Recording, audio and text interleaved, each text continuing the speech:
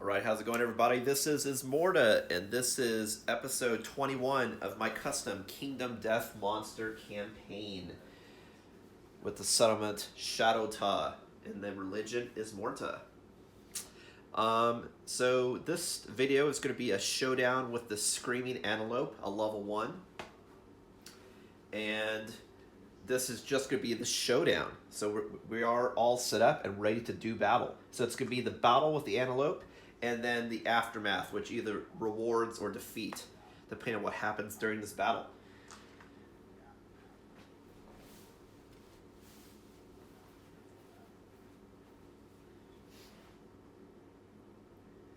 Now, in the previous video, that's when I display what the strategy is and the initial setup, so I'm not going to go into that. I'm just going to get into doing the action.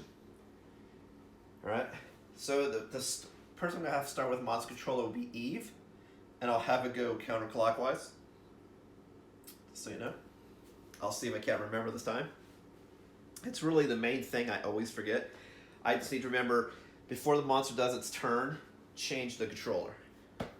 Really, the only benefit is someone at random will get a bonus insanity. That's really all it is. It's some random, somebody gets insanity. The only thing that corresponds to the monster having to do with targeting is if someone's the priority target, which is different. That's this. Meaning, regardless of who the threat is, it's going to go after that one person. Alright, so we're already shuffled up. We got everybody situated, set up, bonus tokens, what have you. So let's jump into it. I don't know why I put my water so far away. That's not good. And this is Lantern Year 7, the Showdown phase.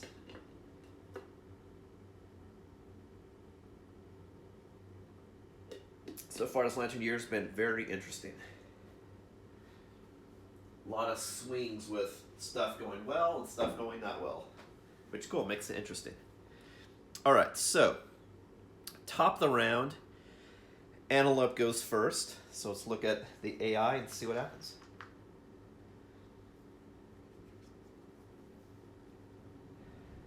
And I have these cards here just for reference for different terrains, so you can see. Alright, so first one we have is Gore. I'm going to show you an example of what the card looks like, but don't worry about trying to read it. I will read it to you. Gore. Full move in the direction the monster is facing and turn to face closest survivor. So it can't do a full move, I don't believe, because its movement's 8. It doesn't say move to closest to survivor. It doesn't say move to the closest survivor. It says do a full move, like it's charging, but then you face the closest survivor. So it's going to full move in this direction, and it can't. Whereas it could destroy the columns, it cannot destroy a pillar, if I recall. Yeah. So it's going to full move this direction, and then reach the wall. There's no target, so instead it's going to graze. So graze is the monster full moves to the closest acanthus plant and ends his turn. It's weird it says full move to the closest acanthus, because if you do a full move, you could miss the acanthus.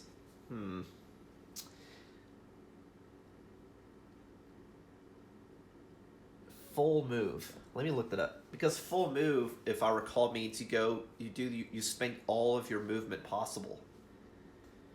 But if you spend all of your movement possible to the closest acanthus, it's probably going to overshoot it. You know what I mean? Because like if the closest acanthus is right next to you and you full move, you're going to miss it.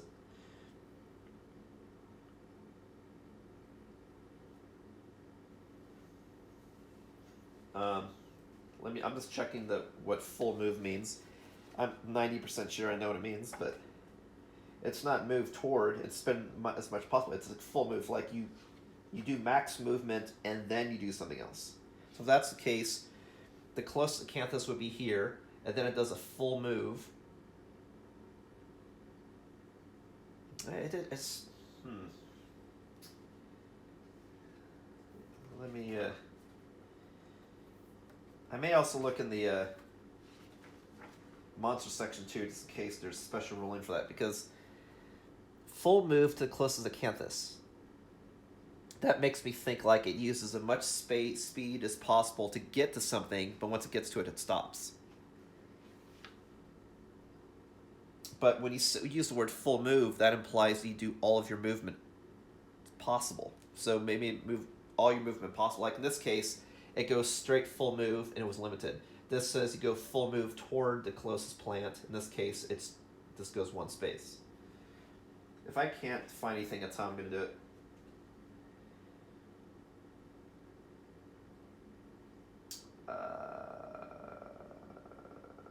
Full move. A game term that describes a monster's or survivor's maximum available movement, taking into account all movement modifier tokens.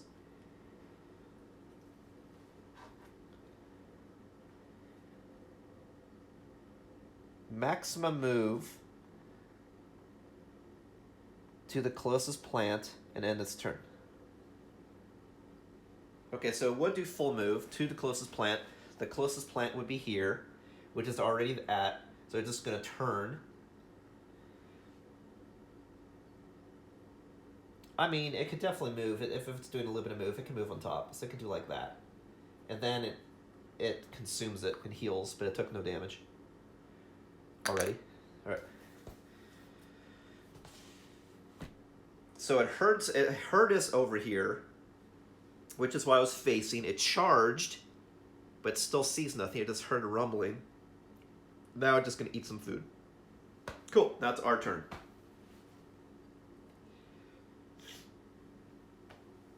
Okay, and I can have each of my guys go in any order, but the exception is, unlike D&D, you have to choose for each character independently. Are you doing your action and then your move, or are you doing your move and then your action? And if I spend a survival, I can have an additional move. But you can't do like a partial move and action and then finish the move. It's what do you do in order? You have to do the full move, the full action. Okay, so this person does not have a shot. 1, 2, 3, 4, 5, 6 out of range.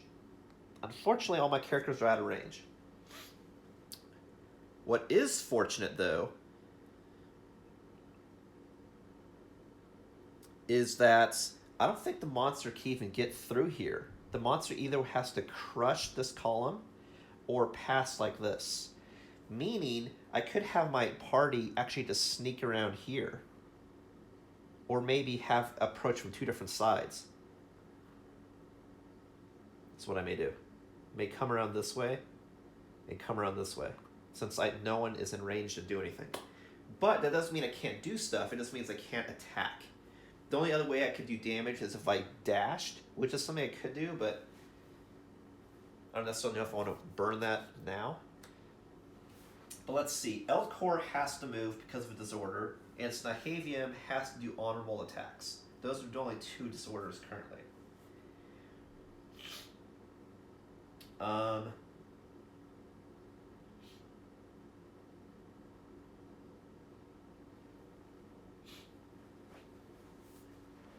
One, two, three, four, five. I can have Elkor there just so he's the target of the attack. If he's the only person that's visible. And then the other three could sneak around this way, possibly. 1, 2, 3, 4, 5, 6. And then an action to get to the other side, or is it a move? Let's see. To go over the top little pillar, you have to be adjacent on one of its long sides, and you may hop over it. Okay, so I could do that. I could have him go her, 1, 2, 3, 4, 5.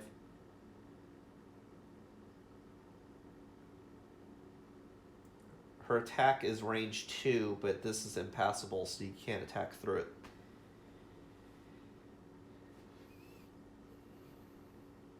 Plus, you can't attack. I don't have surge, so I can't do 2 actions. I can only do 2 movements. So it's more like I'm probably gonna have the party hide over here I could probably keep my archer back here just so I'm in range to shoot when it turns. Have the other two sneak over here. And have maybe Eltcore here. I could do that, possibly. Let me see the column. Does it stop at the column if it hits it? When a survivor collides with this, stop the movement, archive the terrain, they suffer 1 damage.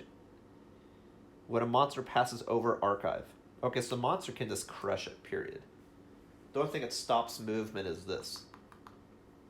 It just, if I collide with it, I take damage as well. So, yeah, I think I'm going to have these two move over here, her stay put, and him move 1, 2, 3, 4, 5. That way, if he at least tries to ram me, the monster will be here, which she can shoot, and the other two can get behind. That's what I'm thinking.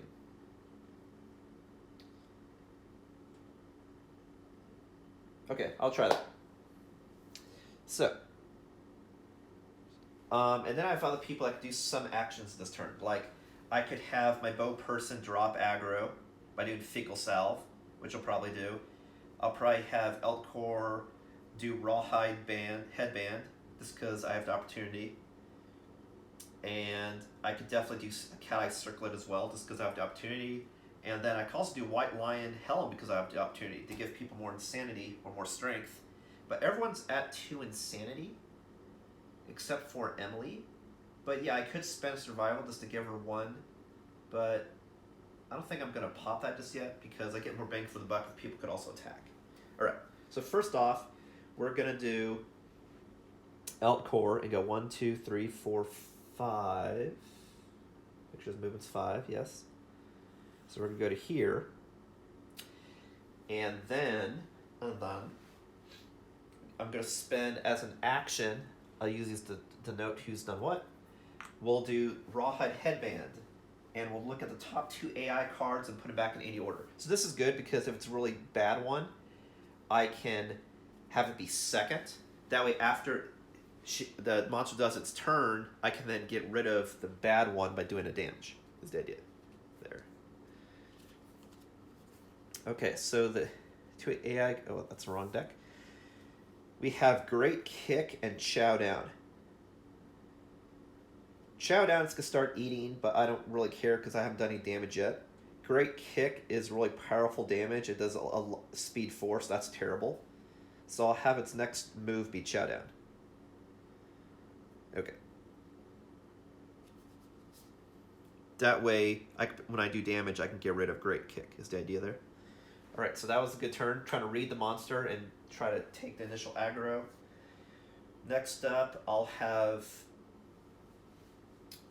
her, the archer, Eve, do Fecal Salve, which I've never done before. And I can also move a little bit since I have the opportunity to do so. That's also true. Do I want to move up a little bit? 1, 2, 3, 4, 5, 6. Maybe I'll move up 1 just in case.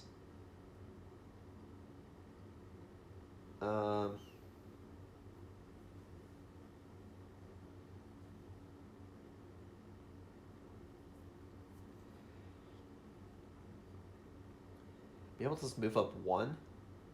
And then I'll have her do her action, which is Fecal Salve.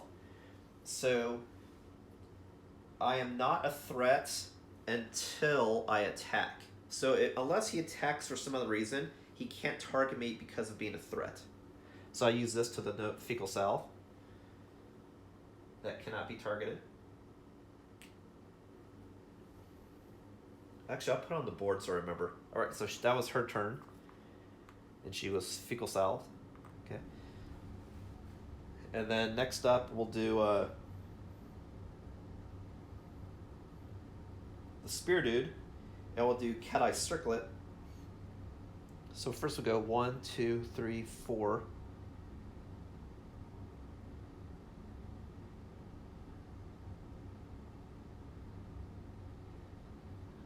I could also get in the monster's blind spot, actually. I could go 1, 2, 3, 4, 5, 6.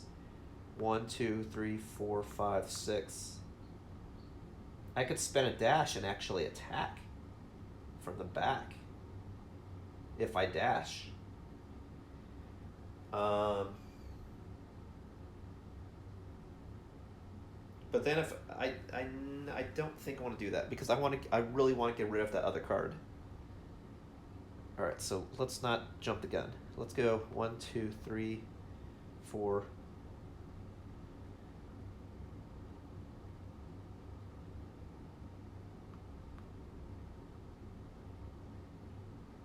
And if she goes, she's kind of far away. She can go 1, 2, 3, 4, 5. That's okay. That's right. That's right. We'll move to there. And then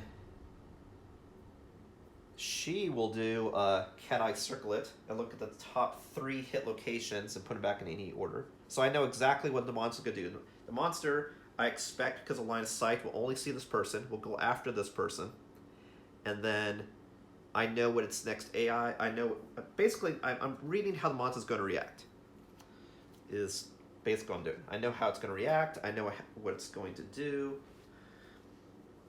Okay, so I have First Strike, Failure, and a Wound. Gnarled Horns, Restless Eye, and Restless Inner Thigh. But because this is First Strike, that means I always have to select this one first. So I want to have that one be last. That way I can have a chance to do some damage if I only roll 2 things and avoid this one.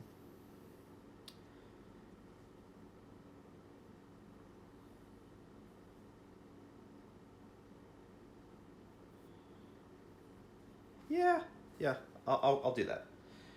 Okay. So that's end of her turn.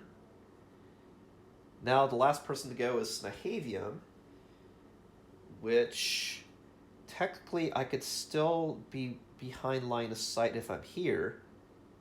It won't be able to see me. And then I can go 1, 2, 3, 4, 5 and attack. So maybe I'll just stick right here just to hide. This one I'm ready to pounce if I can get the monster to come into here somewhere. Is the idea. And she'll do nothing. Okay, so that's it for us. Now it's back to the monster's turn, and she still has Fecal Salve, denoted by the white. All right, so the AI should be exactly what I want it to be. Yes, it's Showdown. If there are no Acanthus plants on the board, discard Showdown and perform basic action. Full move the Antelope to the closest Acanthus plant. Consume it and heal. And then place Showdown on top of the monster AI deck instead of discarding it. Okay? So it's Showdown, and now it's going to keep chowing down until there's nothing to chow down. So what's good about this is it's going to get rid of all of its ability to heal now. Is what's good.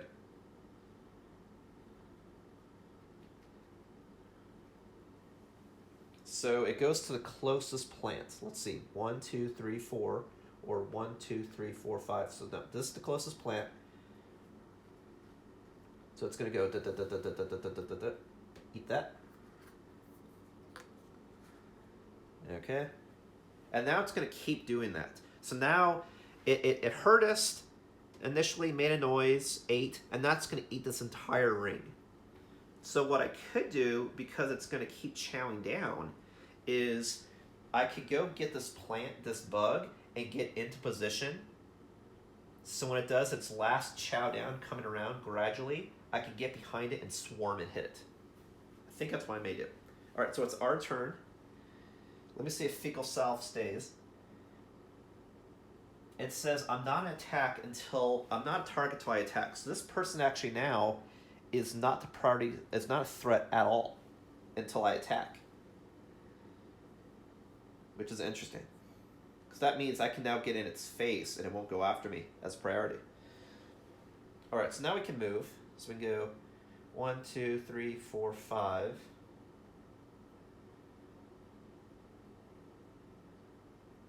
Start moving around. 1, 2, 3, 4, 5. And club person, I can look at AI cards again. I know exactly what they are, so it's pointless. So we're not gonna do that.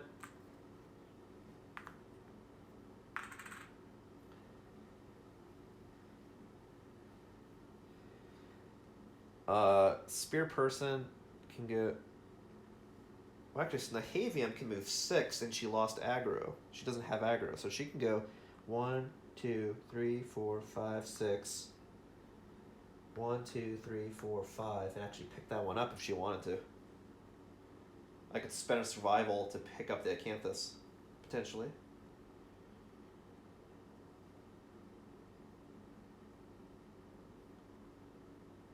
But I think I just want to try to force the monster to come here. I'll read the card again since I know what it is. It said, if it moved to the closest plant,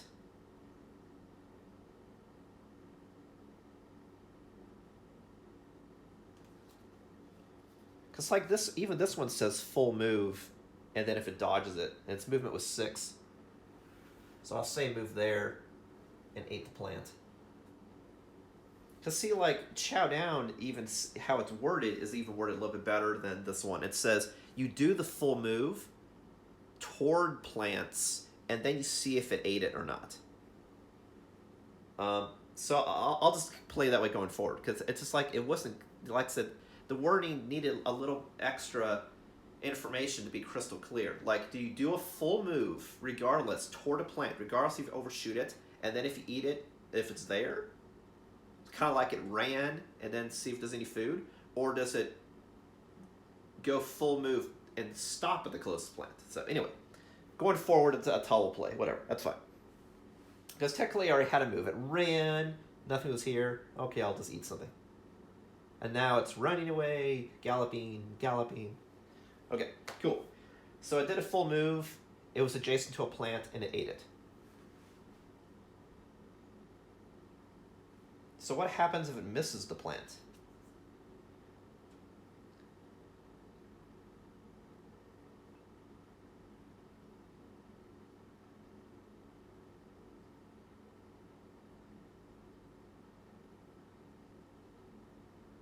Oh, I see. It'll keep running back and forth, galloping, but if it's near a plant, it'll consume it.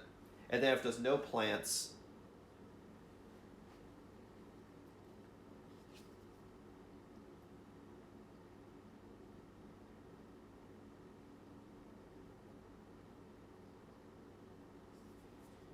so basically right now it's galloping back and forth, eating plants, and it won't stop doing that until it eats a plant. So it's almost like we can get free hits, because it'll only do a basic attack if there are no plants. So next time it's going to full move again toward the closest plant. So it'll run to the wall over here, but then it won't be adjacent, it won't eat it, because it's the closest one. So right now he's spooked, and he's just running all over the place. So this is going to be a weird problem. Plus, also mention that since he's running around over the place, if I ever get ran over and trampled, I'll take damage and get knocked over. Also. Okay, so anyway, let's just get out into the space. So first we can go 1, 2, 3, 4, 5, 6. I can have her move there. Let's not spend any survival just yet.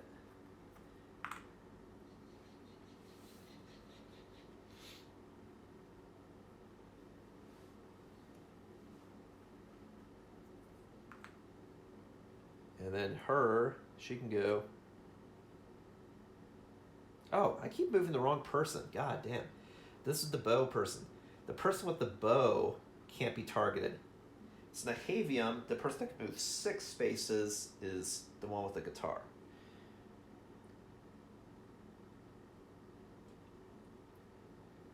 One, 2, 3, 4, 5, 6. Move over here. Yeah, this person with the bow.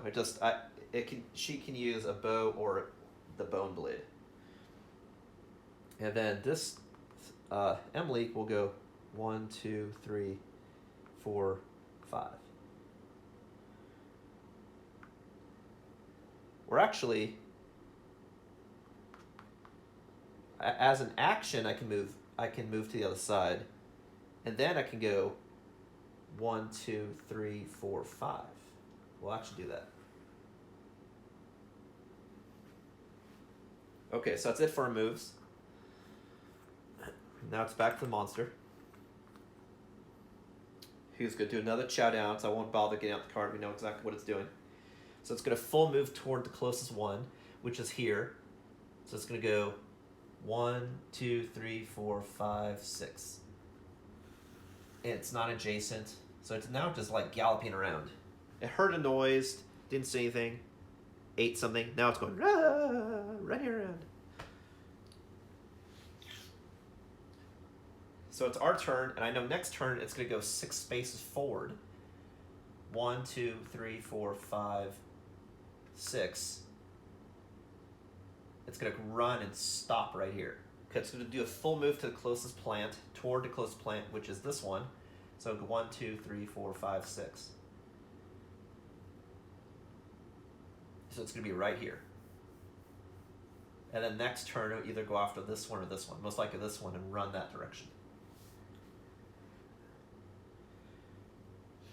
Let me look at the card again, make sure I'm doing it correctly. It says, full move to the closest acanthus plant. If the monster ends its movement on or adjacent to the plant, consume it.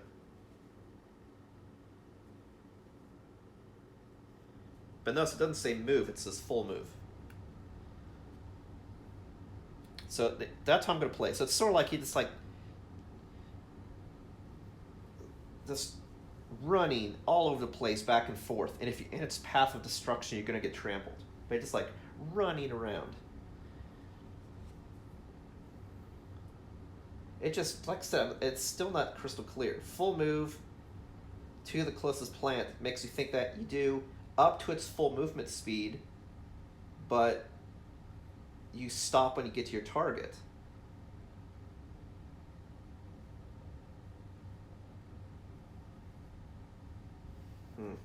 You know what? I'm going to try looking that up right quick to see if someone ruled it differently.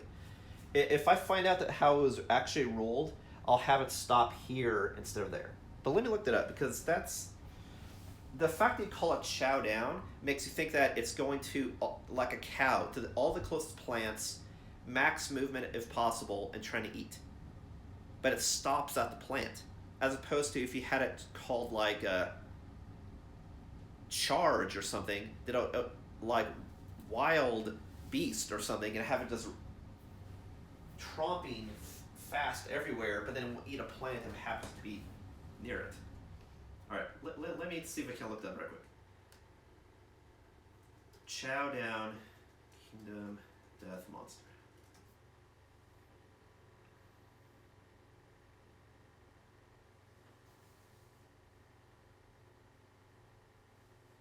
Because there's one thing that you have your movement and you see move towards something, versus it's saying you do full movement period. It just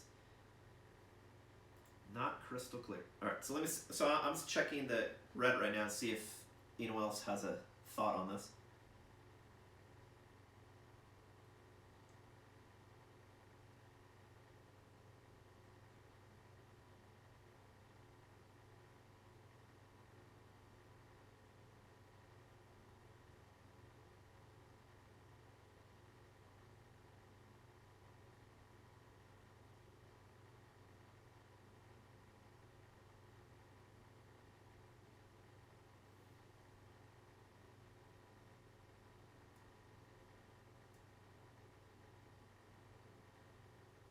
Okay, yeah, no, my original interpretation was correct.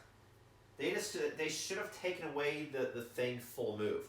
They should have said move, and then if adjacent you do, of not pass. Okay, so the monster now is just eating everything in its field of view. So it moved here and ate this one. Now it's going to move to this one, 1, 2, 3, 4, and eat this one. So now, yeah. So my original how I played was correct. So the fact that he was here and just turned and ate, now just eating, it's acting like a cow, which makes sense because the card's called Chow Down. So it's like, wait a minute. So design-wise, she should not have used the word full move. She should have said move to the closest plant, because full move implies you always go the maximum number of spaces, which is not correct. All right, so he's going to chow down and come around this direction. So if I time this correctly, then I can have it eat the last one right here. And then I can attack it. Or I can pick it up and I can have everyone attack when it's here. Whichever. I was just thinking about having it here, just because then if it ran, it could hit a pillar and not be able to escape, was the idea. So anyway, the monster did its turn, now it's our turn. I know it's gonna stop here. So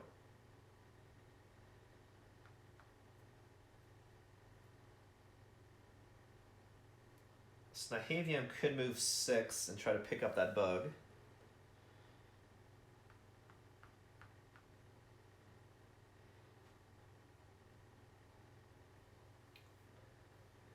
One, two. So Snahavium will go to pick up the bug. The bug is roll a d10. It's a 5. On a 4+, gain 1 random vermin resource. Archive this terrain. Alright, so we got another resource. Which is great, especially if I ever have a chance to have to just lose a resource. Or sometimes there's stuff that say it has to be a vermin. So, we shall see. So the good news is before I do damage, I'm getting rid of all of the acanthus plants. So it won't have its ability to heal. And potentially we can get a plant as well as a bug. That's the idea.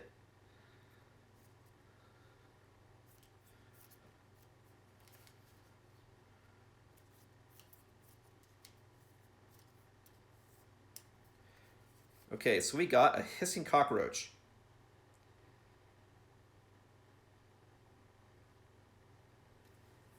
This could be bad. Consider it's Snahavian. So I got another hissing cockroach. What this says is, if you are insane, you have to consume it. So Snahavian is insane. If you consume this, you lose all survival and gain 2d10 insanity. This could be really bad, because if I have too much insanity, she's going to instantly die. So that could be bad. And she's already at 12 insanity. And it's 2d10. If you're insane, you must consume this. Archive this. You lose all survival and gain 2d10 insanity. So she goes from survival. She loses all survival, but she still has a strength token. So technically, she could still use that as a survival. Technically. And then gains 2d10 insanity. And now I lose the cockroach. 2d10. She gains 14 insanity, so she is way over 20. So Snahavian is going to go bye-bye, for sure. Unfortunately. She goes from, she's at 12, she gained 14, so she's at 26 insanity. That is really high. Okay. Which kind of sucks, because she had some good stats. But it is about civilization. But yeah, that's not good. So she's insane. She's super, super insane. Let me make sure I did the right person. Okay. Next up, I have Elkor. 1, 2, 3, 4.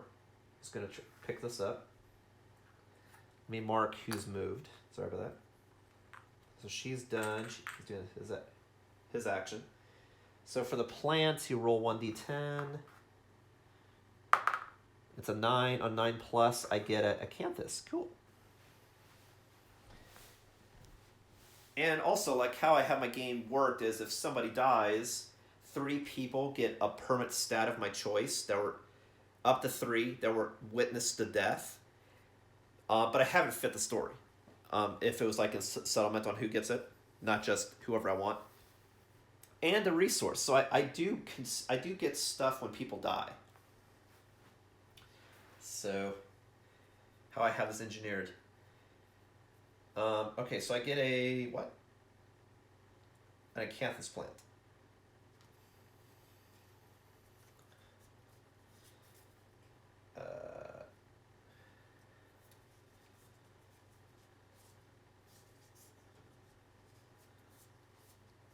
Okay, so we've got a fresh acanthus. So we will put that. Who did it? Alcor. Okay.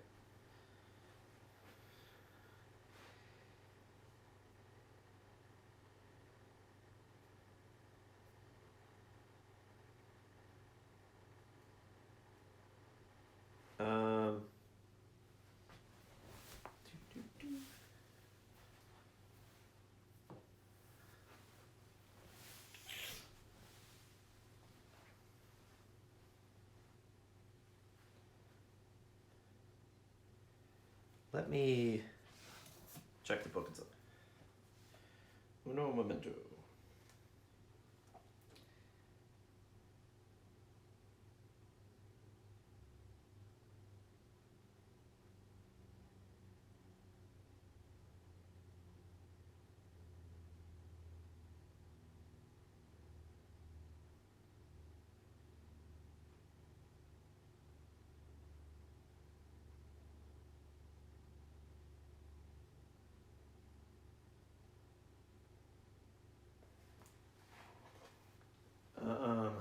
I'll tell you what, the thing that I'm thinking about what's going to happen, I won't think about it till the aftermath, because I might have to look up what that means.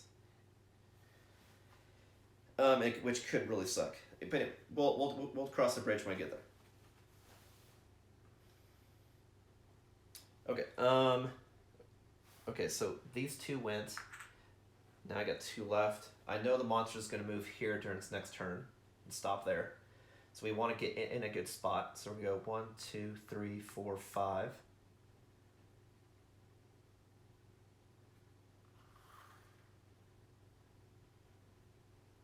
Okay.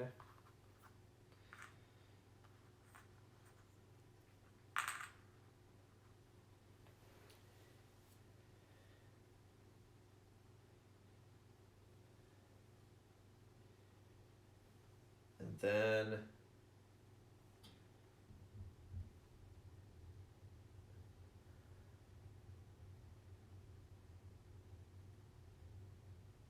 last person to move is Spear Dude, who, since I have the opportunity, I think I'll just get on the opposite side because I have the opportunity to do so.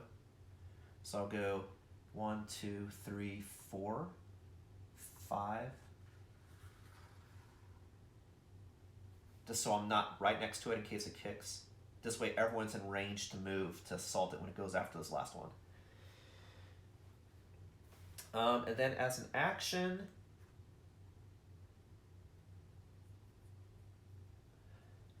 I'm kind of thinking about doing a... Now I'll do Frenzied Drink just yet. Okay, so that's it for a turn. Now it's the monster's turn.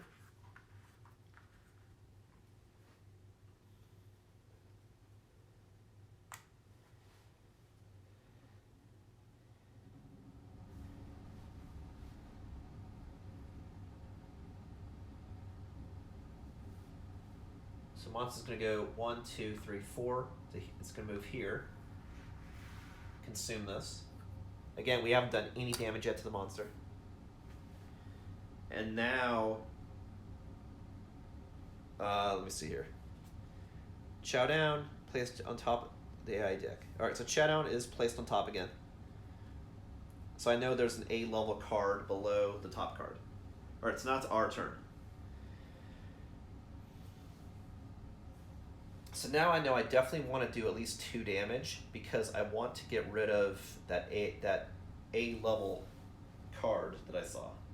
In addition, I did, of course, I want to do as much damage as possible, but I definitely want to get rid of that card.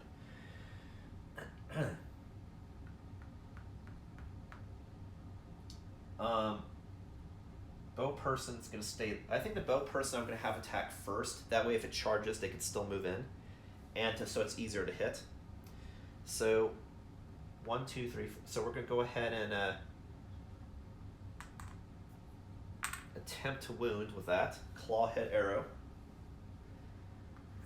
So first attack of the game, and I have to for game to move this. How many turns did the monster take?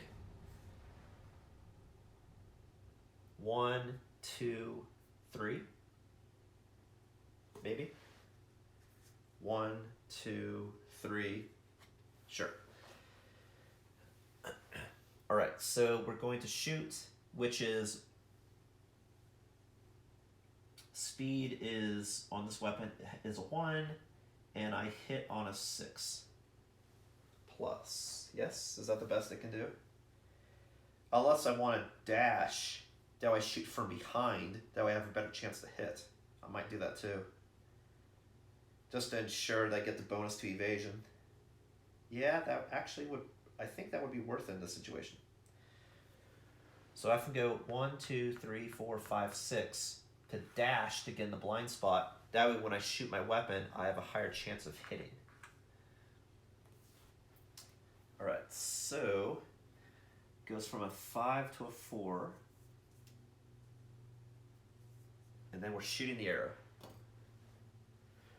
Which is 1d6. I mean 1d10. I hit, so now I hit on a I hit on a 5. God fucking damn it! It's a 4.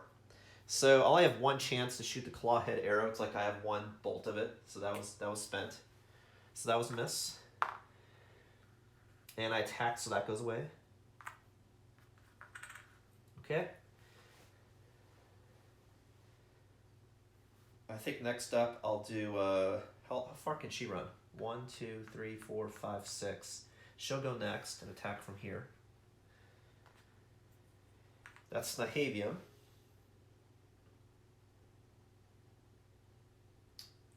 And her attack profile is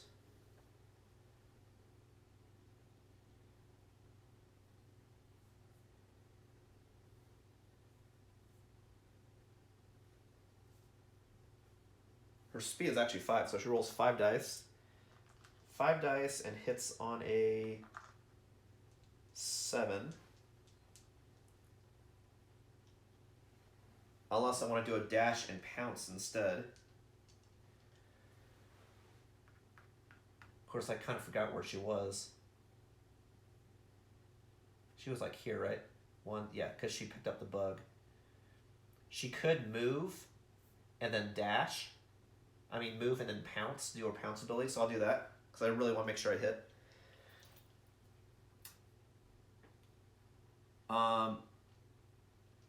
And she also has no survival. So I'll spend a strength token to pounce. So when she pounces, she gets... And she has the bonus from White Lion Armor as well, but I think I already factored in by default. Yeah, I did.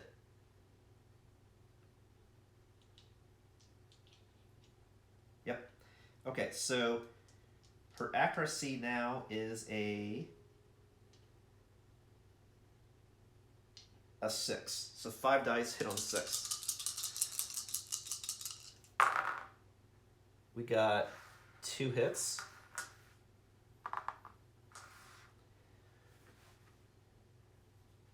So we got Gnarled Horns and Restless Inner Thigh. We'll do the Restless Inner Thigh first because it doesn't have a charging move. For the strength, I also get the bonus for the pounce, which is +1 strength. So her strength is a 6, and its armor is a 8, so I hit on a 2+. That's a 1, so that's a miss.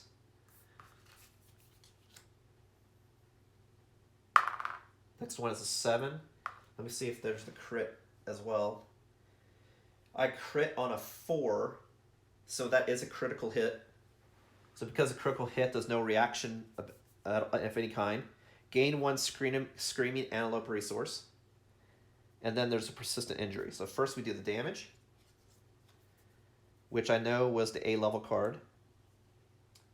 And then I get a random resource. I don't know why I put the resources way over there. Let's just make life difficult for the sake of being difficult.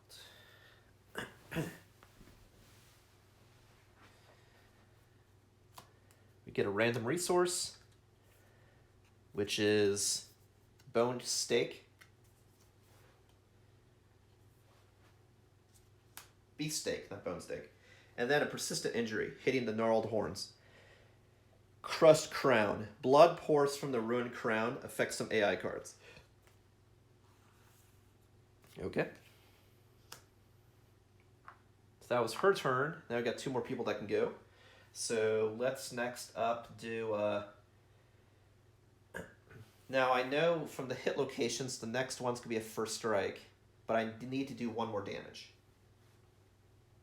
And the first strike said can cancel hits.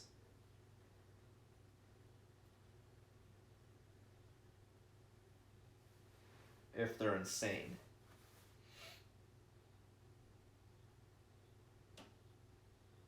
So if that's the case, I'll do the spear attack first. Okay, so the spear attack is speed 3, hits on a 6.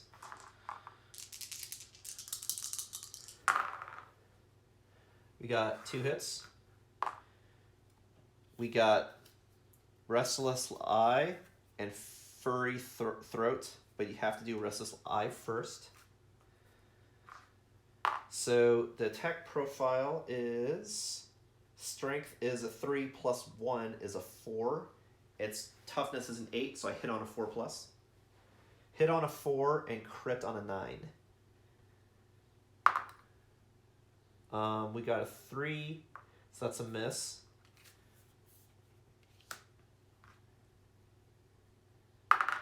And we got a 4, so that is a hit. That's another AI card that goes away, and there was no crit.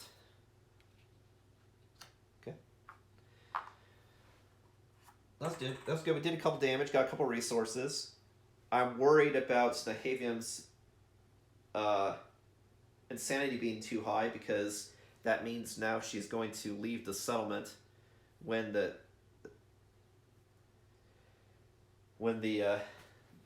thing does a death wail, because she's super insane.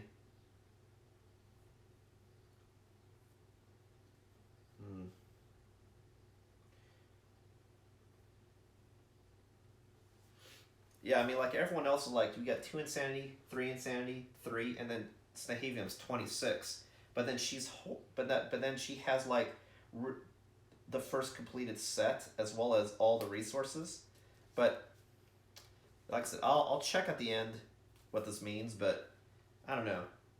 Her being super insane and having stuff, like, I don't know. I think there's a possibility that, I don't know. I cross the bridge later. Okay, so next up we still have our club person left, so we could go 1, 2, 3, 4. Attack from the front, but I can't attack because I have a cumbersome weapon, so I think I'm going to spend a survival in order to break the distance. But I roll if I'm going to get the survival back. I got a 7, so it cost me nothing. That's also why I did that. It works out well.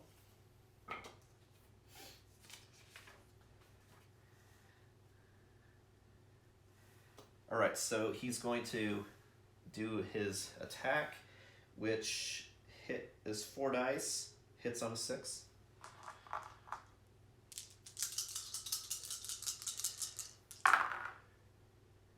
We got 3 hits. Nice. So we got Restless Back, Giant Mouth, and Furry Tail. Giant Mouth is a reflex. Definitely could do that one last. Restless Back, I do more damage if I have a club, which I do, so I'm going to do that one first. So we're going to do these 3. Alright, so the club hits, its strength is a 7. So it's an automatic hit for all of these. I'm just rolling to see if I get a natural lantern. Got a 2, so that's a hit. If you hit, you get +2 luck. But I rolled a 2, so that's super low. So I did 1 damage. Okay.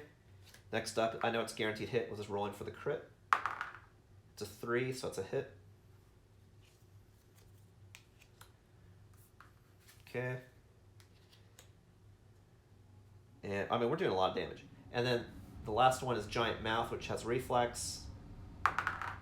Rolled a 4, which is also a hit, but also reflexes.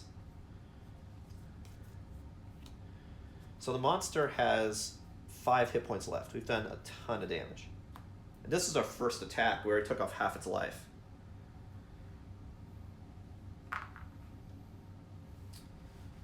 So what that shows me is, you know, like I said, offensively, I could fight a level 2 Screaming Antelope. It's taking the blows. I want to have 3 people with armor before I do it. That way, if I lose one person, stats are shared. The idea there, but I have enough people to still survive the encounter. All right. So then now's a reflex. Giant Mouth. Let's see the pick. If attacking with a melee weapon and the wound roll for this location is 1 or 2, what was the roll? Was it a 6? I know it was a 1 or a 2. If it's 1 or 2, they would have consumed my weapon. Arc of the... If attacking with Fist and Tooth, no. Okay, so none of this happens. Okay. This reflects that if I rolled bad, it eat the weapon that I was carrying. If I rolled low. Okay, so that's all the attacks. So now it's back to the monster.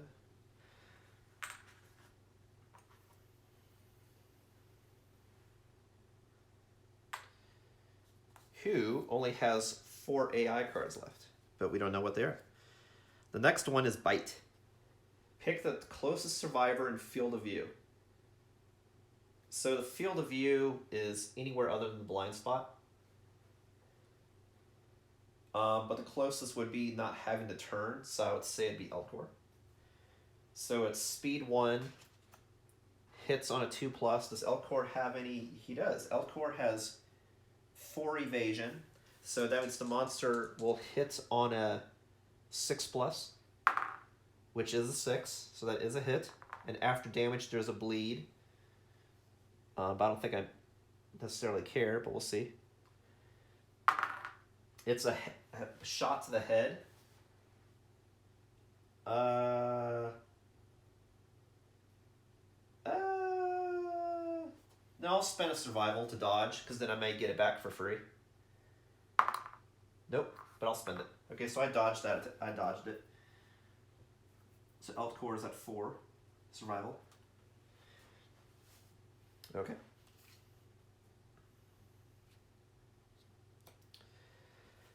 All right, so now it's our turn again.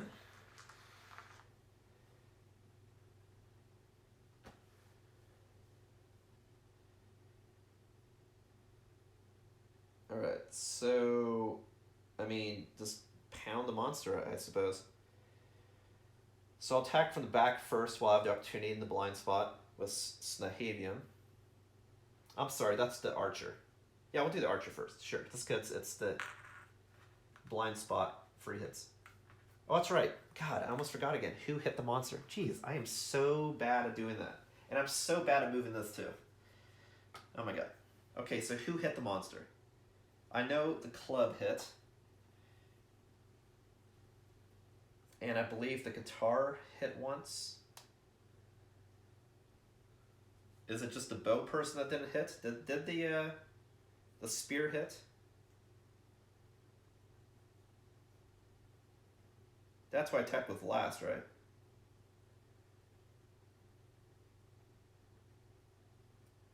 I do not remember.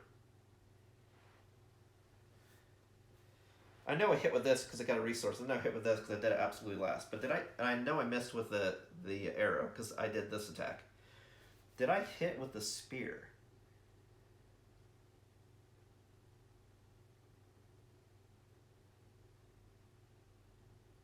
I don't believe I had any turns that I had a total miss other than that first attack, if I recall. Because how much damage have I done? 1, 2, 3, 4, 5. Let's say the 2 damage, and 1 damage. I think she hit. I mean, it doesn't matter. She doesn't have proficiency anyway. Yeah, it's true. It doesn't matter. Doesn't matter. Yeah, it doesn't matter. Not for the purposes of this showdown. You can only gain levels of proficiency if you already have proficiency in that weapon. So that does not matter. And actually, I forgot to do the cancel reaction, but there were no reactions. Anyway, okay, so let's attack with the bow, just because I'm there.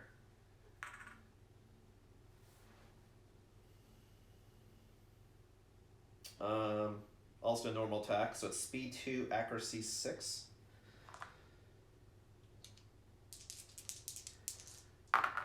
That's a 2 and a 7, so that's 1 hit. We got Wailing Slide. Trap card.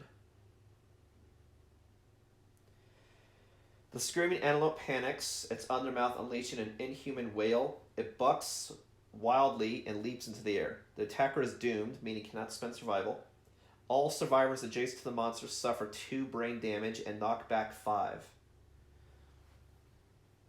So we got 1, 2, 3, 4, 5 with knockback. Anyone with knockback will record damage here in a sec. And then we got 1, 2, 3, 4.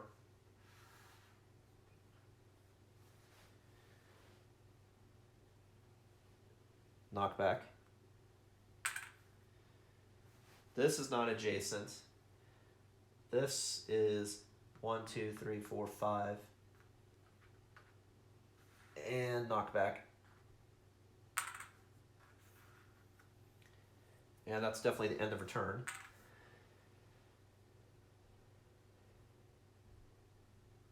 Alright, so then these 3 people take 2 brain damage. So Elkor takes 2 brain damage because it goes from 3 to 1. Okay.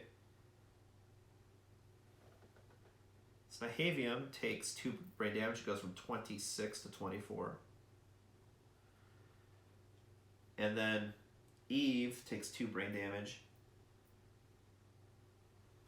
And it goes from 3 to 1.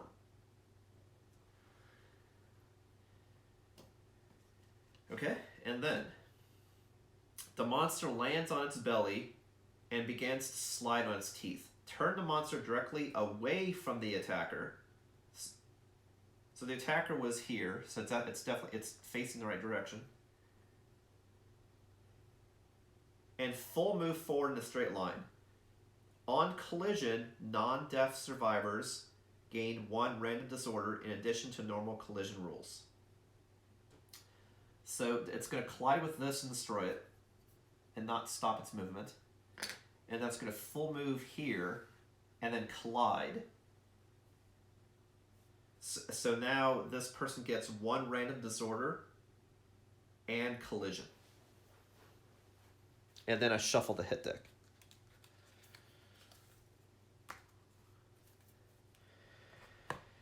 Okay, what I thought was going to be a slaughter at the end, now the monster's freaking out and going, Meow, and everyone's going crazy. So,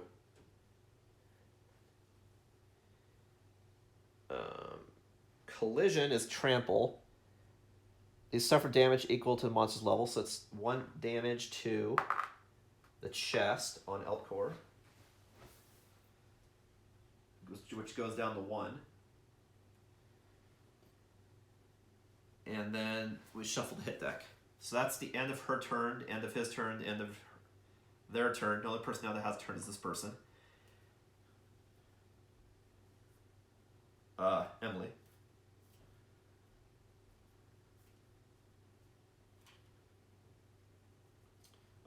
Like I may have alluded to, the reason why I was eyeballing Snahavium's insanity is because I think I know what's going to happen in the aftermath, but I'll cross that bridge later. It's yeah. That's something I definitely have to check the rules on for a couple things, but yeah.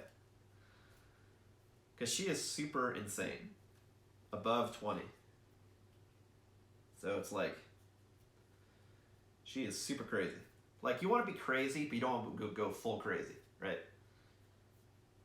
You want to be insane enough that you have courage and you overcome your fears and go above your limitations, but not the fact that you can't even function as a human, right?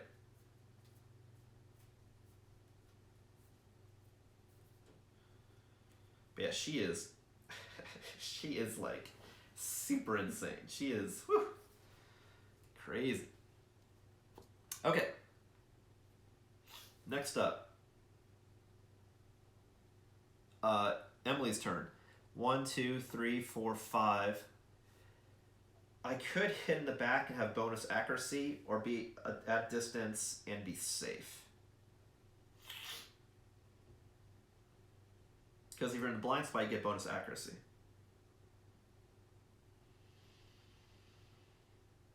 I mean, it's already 50% chance, 6, 7, 8, 9, 10. So I think I'll stay at a safe distance, actually.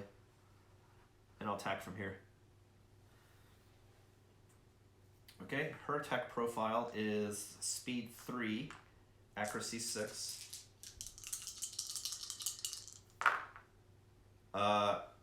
See, the misses would have missed anyway. So I got 1 hit. Oh my god! I drew it again. I drew it the fuck again. Oh my god. Wow. Wow. Because the Antelope was like, hey, there's one person I didn't get. Let's make sure we get him. Wow. Shit, dude. It was going so great in the beginning. Now it's going so anti-great. Okay. So same thing happens again. Wailing Slide. The screaming antelope panics. Its undermouth unleashing an inhuman wail. It bucks wildly and leaps into the air. The attacker is doomed. Cannot spend survival. Adjacent survivors suffer 2 brain damage, knockback 5, and knockdown. So, it's not adjacent. It still doesn't take that effect. So Elcor is going to take another trample damage and 2 more insanity, because it's going to move away from the attacker, so it's going to keep crushing Elcor in this direction. Oh, and I forgot to give him a disorder. So he gets 2 disorders. I forgot to give him the disorder last time. So I'll make sure to do that right now. Alright, so he gets 2 brain damage. So he takes 1 more to the head and light damage to the brain.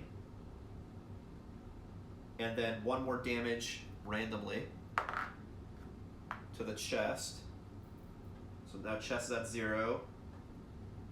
Insanity is at 0. And he already took light brain damage.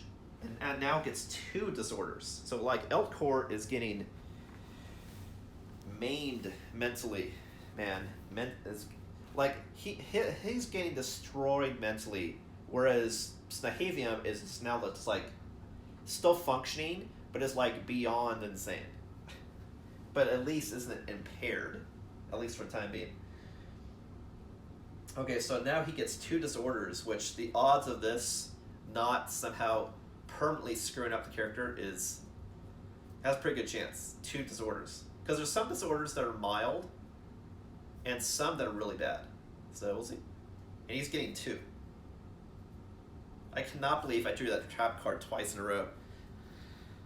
Because I think there's only 1 or 2 of that trap in the deck. Maybe just 1, and I got it again. Oh my god. Not good.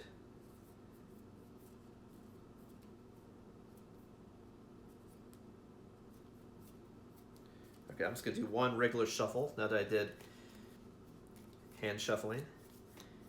And then we'll draw 2 cards.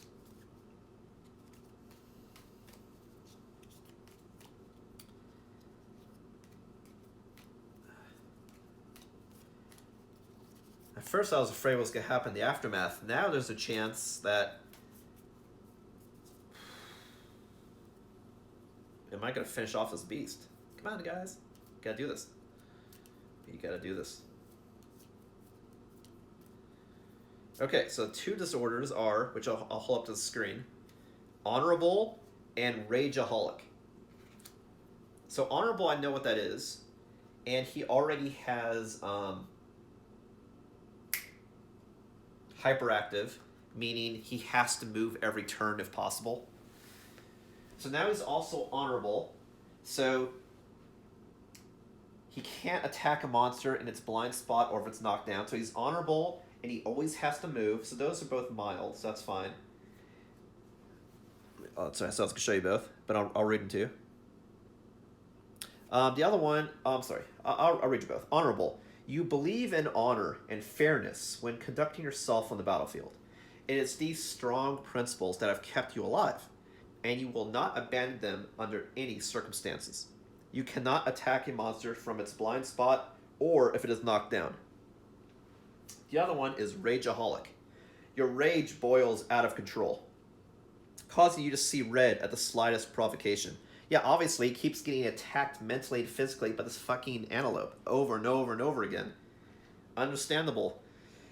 Whenever you suffer a severe injury, also suffer the frenzy brain trauma. So that's interesting. So if it ever takes a severe injury, he instantly gets frenzy, which is actually really good and also bad. Frenzy gives you a bonus to strength and a bonus to speed, but then you can't spend survival for the rest of the showdown. So that's interesting. Okay, but I'll log these later. But so he has hyperactive and honorable and rageaholic. This is the first survivor now in the game to get 3 disorders. I believe Isma has 2 disorders, but 3 impairments or 4 impairments.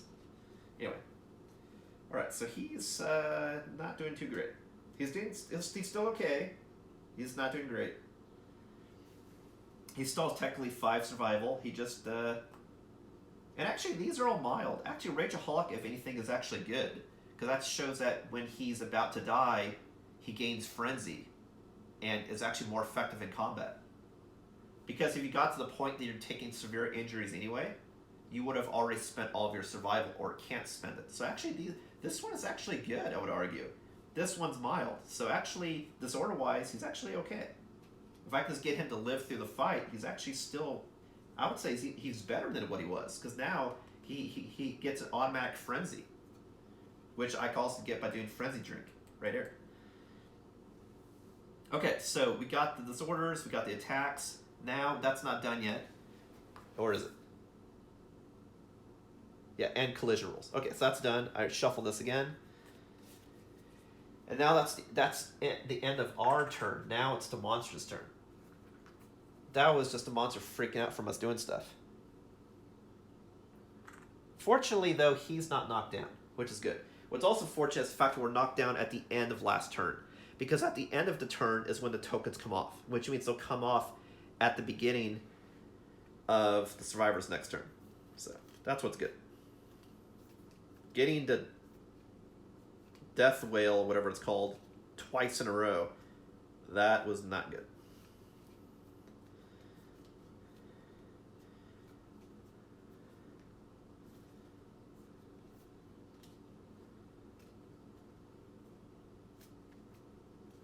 Okay, new hit deck. All right, so now it's the monster's turn. The monster has, oh, I'm sorry, I counted wrong. She has 1, 2, 3, and then what's in here? So she actually has 6 hit points left. We've only done half damage, actually. I forgot to take into account what was in the discard pile. So we actually still have ways to go. We've only done half damage. Yeah, I would argue that he actually got more powerful now from the disorders, actually. Got a mild one, and yeah, one that could save his life, actually. The one I'm worried about is Nahaven, because she has super insane. Okay, so it's Monster's turn. Monster's going to do a something. Lone Rampage. This could be bad. I don't think I've seen this one before ever, too. I'll show it to you, but then I'll read it to you. It's got a large zone of death. Let me see if it can focus. The reason why they call it Zone of Death, it means you cannot spend survival. It's not focusing. That's okay. Just notice that it's got a huge zone around the monster, which is the center symbol. Okay. Lone Rampage. The monster unleashes an alpha whale, which it's already been doing. You know, like first it was peaceful eating, then start getting attacked, and that's going, Mama! Rah! Rah! The screaming. Like the last antelope we fought was just like, it felt like more like just fighting an antelope that had teeth on its on the bottom of its, you know, it wailed once. This one is wailing constantly. Okay. The monster unleashes an alpha whale to signal its terrific rampage. All non-death survivors suffer 1 brain damage. So everyone takes 1 brain damage, so this is bad.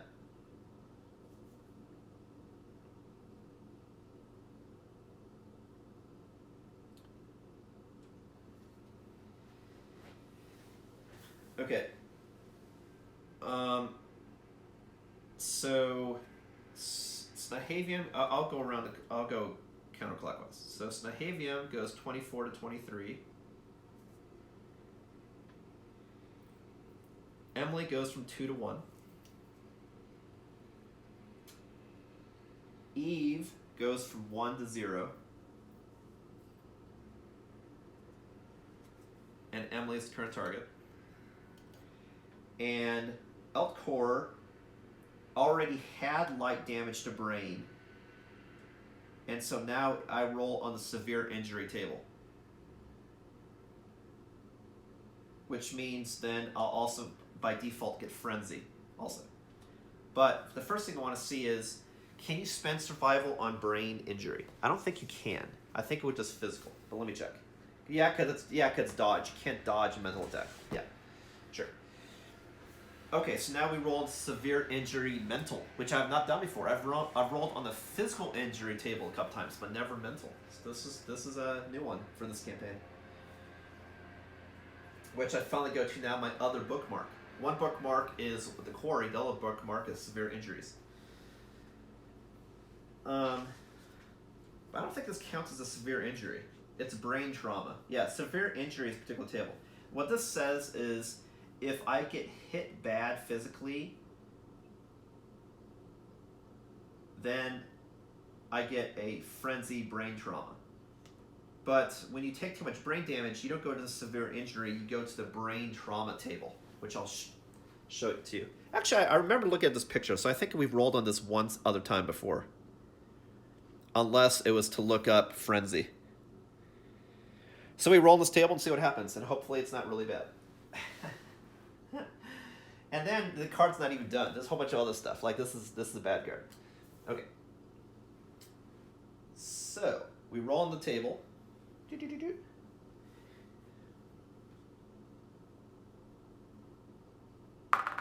We rolled a 7. Lunacy, gain a random disorder and 1d5 insanity.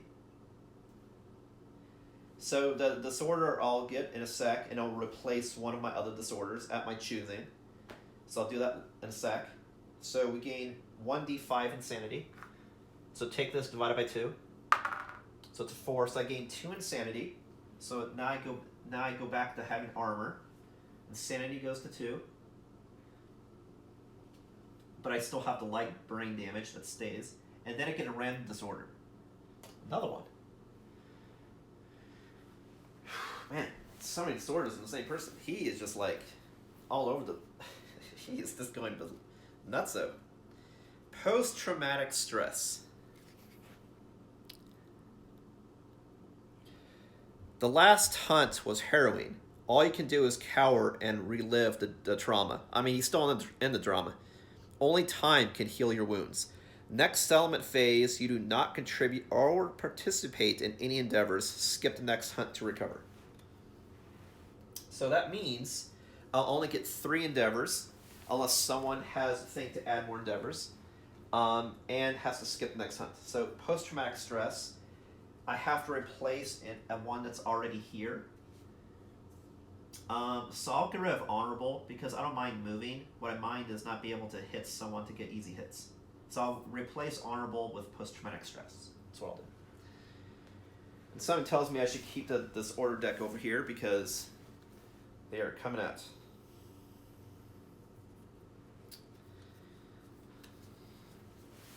I'll get ready to shuffle this deck again if needed. Again. Okay.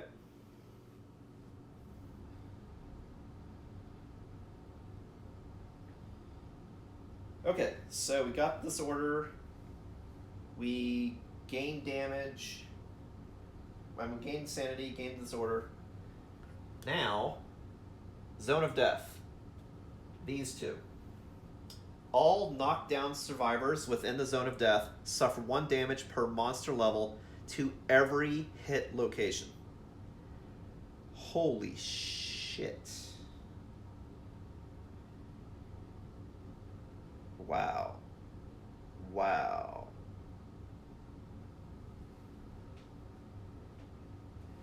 Okay, so the monster now is just, before I thought it was going back and forth, kicking and bucking. Like, it was eating like a cow, screaming, and now it's just running wild everywhere. Rah! Okay, all knockdown survivors within the Zone of Death suffer 1 damage per monster level to every hit location, meaning like they got trampled. So we'll do that first. So Elkcore now takes 1 damage to every hit location. So he takes light to body. And then everything else goes to 1.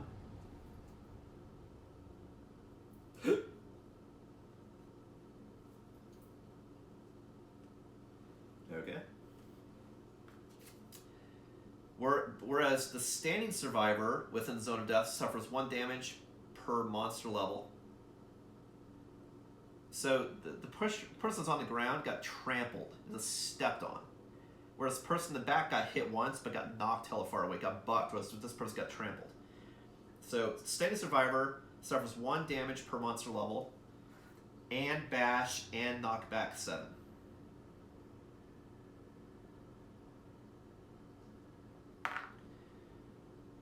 Why am I rolling that?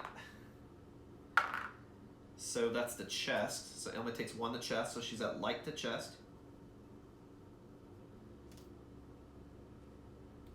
Knockback 7 and bash. And I believe bash is just knocked down.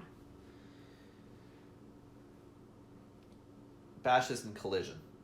So knockback 7. 1, 2, 3, 4, 5, 6, 7.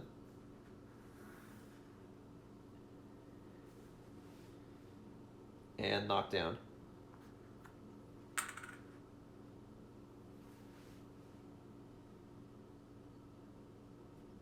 Okay. So that was a bad one, for sure. Now it's our turn, fortunately.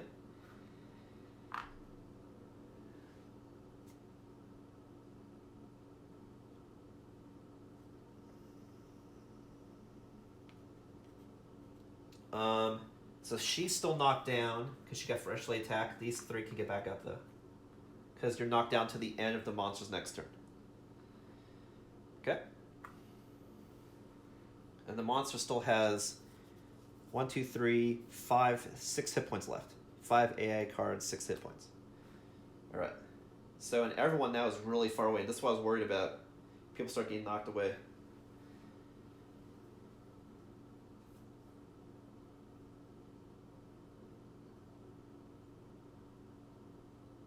Okay, so who's going to do what? Now we definitely need to dash to do damage because this is... I mean, so far everyone is okay. But I feel like the next round of hits, if he does an A-level card, could suck. I still think the best person to get aggro, though, is Elkcore because he can or Snahavium. So maybe she'll dash and he'll stay there or something. 1, 2, 3, 4, 5... 6, and then pounce. Yep, that's what we're going to do. But I'll attack with him first, just because he's right there without having to spend survival. But his survival's at 4, so he's still okay.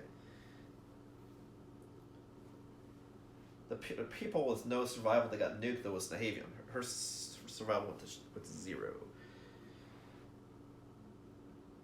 Oh, that's right, so she can't spend survival. Yeah, she has none left.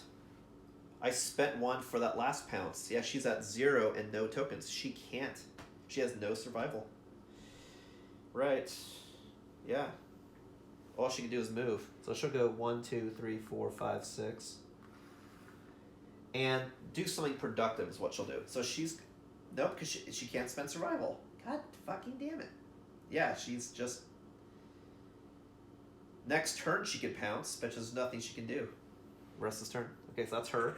Next up, I'm going to have him attack first, just because. He's knocked down, unfortunately, but I can have her pick him up. I can have her pick her up, and then she can go 1, 2, 3, 4, 5, 6, 5. Still too far away. Could then dash to get in there. Unless I want Eva to dash and then use her ability with super luck. She could go 1, 2, 3, 4, 5, and then 1, 2, 3, 4, 5. But no, she's still too far away. Okay, so. If she picks her up, then she goes 1, 2, 3, 4, 5, 6. Spend another one to dash, and then attack. Okay, we're gonna do that. So Eve is gonna spend survival to encourage Emily that she can do it. I believe in you. Goes from 4 to 3. So we're encouraging.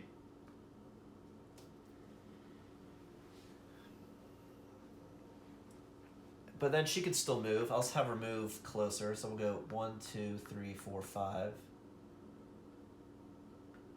So that's her turn. And then this goes away. So now she gets her turn back. Now she's gonna go 1, 2, 3, 4, 5, and then dash to get to here. So Emily goes from 5 to 4. And then it's going to attack. Let me get a swig of water. Man, it's funny, like, this how the battle can just rapidly go completely different. Like, it's like, hey, we're doing good.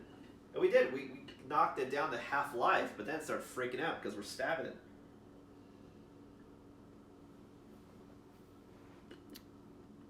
Yeah, those belly teeth, man. Yeah, hey, Anacros TV. Just noticed chat. Take a water swig. Yeah, I mean, whew. I think we're still doing good. The person I'm worried about really is, again, Snahavium, because her insanity is super high.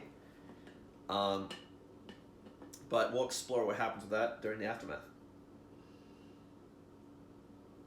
Yeah, Eltcore got really lucky on the disorders. Really lucky. Okay, so now we're going to do the spear attack. So that's 3 attack 3, accuracy 6.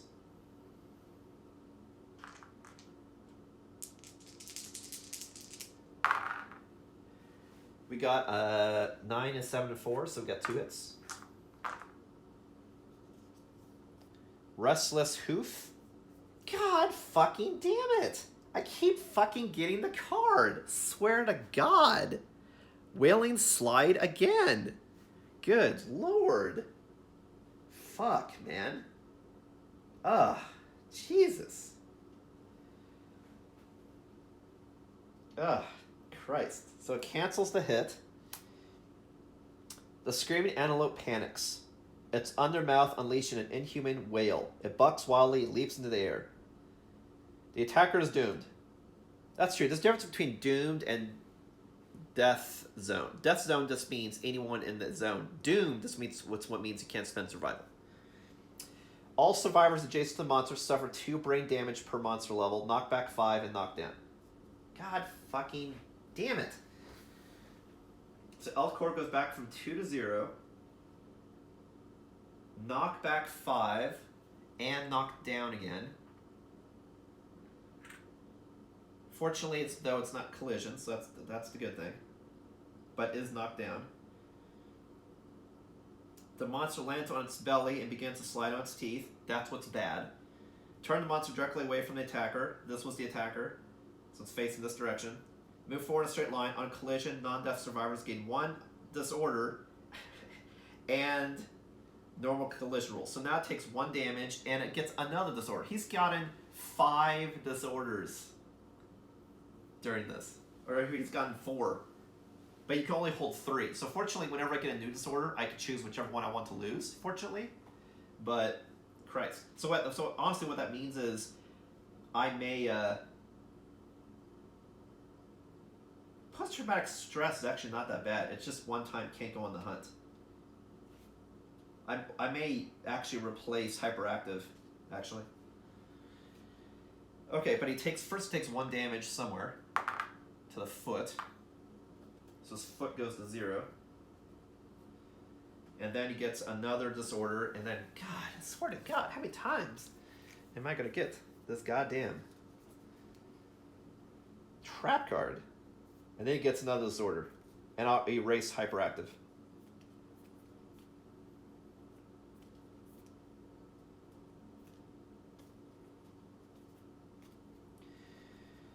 Okay, so that's the hit deck. He gets another disorder, which is immortal. You are immortal. You will live forever and cannot be killed. While you are insane, convert all damage dealt to your hit locations to brain damage.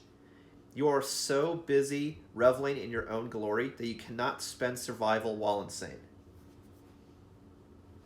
So this is going to replace hyperactive for sure. So I'm erasing hyperactive. And now he has rageaholic, post-traumatic stress, and immortal. And all damage goes to brain now.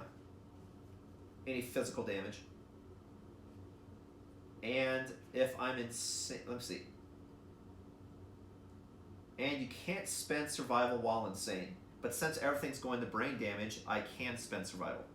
Because his insanity right now is 0. Okay, so boom, boom, boom. I think we did all that. So he's freshly knocked down. That's end of her turn. So that's the end of our turn. Okay. God, this is going... Like, I want to say the battle right now isn't going to shit. Because, like, he's slowly losing all of his hit points. But now he's slowly also becoming a god, mentally and physically. So it's like, I don't know. He got immortal. He's immortal and a rageaholic. I mean, that's like the best disorders you can get, right? So I have to say, like, team-wise, we're doing good. Him, you'd think would be doing terrible at this point, but now he's turning to a god. It's Nahavium that I'm like, I don't know, you are super psychotic. So it's like, I don't know what she's going to do. Or what's going to happen when you're super insane. He's not insane. He's actually sane. He has 0 insanity. He's just becoming a god. She's the one who's insane. Okay, whew, man, this game, I swear to God. Oh my God. Okay, so that's the end of our turn. He's knocked down. Monster's turn. Because all that crap was the reaction when she hit him from behind, then attacked Eltgor. Okay, we got back kick, with which unfortunately no one's directly behind. Aha. Pick the target in the blind spot in range, otherwise the closest threat in range. So these two are threats in field of view, but the closest threat obviously is Eltgor, because they're just like... the Antelope just got like a hard-on for this guy with his club.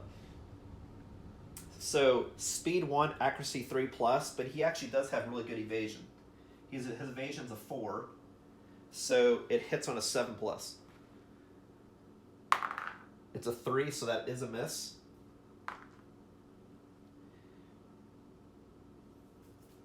So that was a miss. Alright, so now it's our turn. So now everyone's back up. And I still have to do 6 more damage to the Antelope. But fuck, man. Alright, so he now doesn't take any more physical damage. It all goes to mental, which invalidates Rageaholic. Haha, that's why I did it. Post-traumatic stress doesn't happen until the only happens once. It's only at the end of the hunt, end of the showdown. So who cares? All right. So now let's go in and fucking kill this thing. Jesus, fuck, man.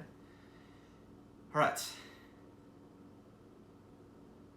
I'm gonna have Snahaven attack first because I would really like to get the monster to go this direction, go this way. Of course, if he ever reacts with the whale, it always goes away from the attacker. So what that means is I might even want to attack from here to make it run that way if I think a trap's gonna happen. But anyway, we'll ooh, we can pounce, and she has no survival, but she can pounce. Great, that is fantastic. She's gonna pounce. Where'd all my tokens go? Okay, she's gonna pounce. Which means her accuracy now is a 6. 5 dice, hit on 6.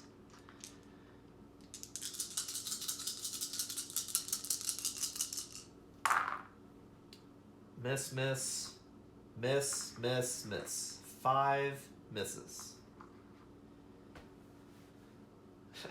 I almost did the same voice of Dracula. 1 year. I gave you 1 year. 5 misses. I gave you 5 chances, and what do you do? Okay, that was fantastic. Fantastic miss. Missed with 5 dice. Great. See what I mean? That's why she's psychotic. It's like, what are you doing? She doesn't even know how to attack anymore. She's like, hey, look, I have little pointy things. Look at it. Oh my god. Okay. Fuck. I'm gonna try that strategy. I'm gonna move 1, 2, 3, 4, 5. So I'm at distance 1 away, and I'm gonna poke to try to get to run this direction. If a trap happens, which I hope does not happen, obviously.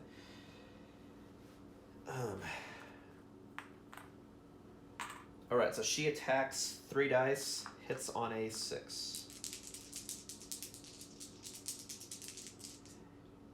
And I could give her Frenzy. It's just, she doesn't have much body protection, so I really want to save that as, like, if it goes to shit sort of thing. So she hits on a 6. So that's 1 hit. Wow, it's not a trap card. Amazing. Amazing. It stopped screaming for once. Jesus. -2 toughness to wound this location. That's awesome. So it's easier to hit the tongue. Mean the giant tongue in its underbelly, I'm assuming. So its defense is a 6.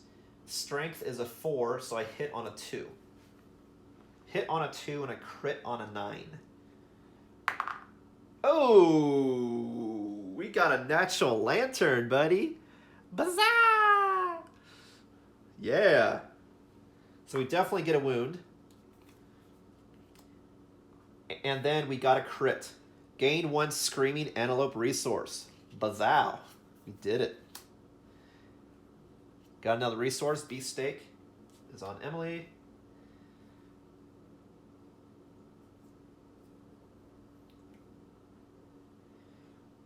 And yeah, we just got a free resource out of it. It's like we cut off the tongue. Boom. All right, so that was good. That was good. So she can do her bow, but I have to waste the survival to shoot it because it's cumbersome, which I think I may do because I really want to get in shots. So I'll go 1, 2, 3, 4, 5 to dash, spend a survival, and then attack because the range is 6, and that's 6. Okay, so survival of Eve is now a 2. But if she can actually hit, it would be great because she has super luck. Because again, that's the savior. So she's got super luck. Especially on top of my Ismortah religion bonuses. I just played off that theme of that she's enlightened in that way. Alright, so her attack is speed. Her attack is 2 and hits on a 7. So not great as far as accuracy, that's for sure. We'll see how we do. So 7+. Ooh, a 7 and 9. 2 hits. Fantastic. And both have high chance to crit. We got Restless Tiny Hands and Giant Teeth. Whew. No trap card. Yeah, no trap card.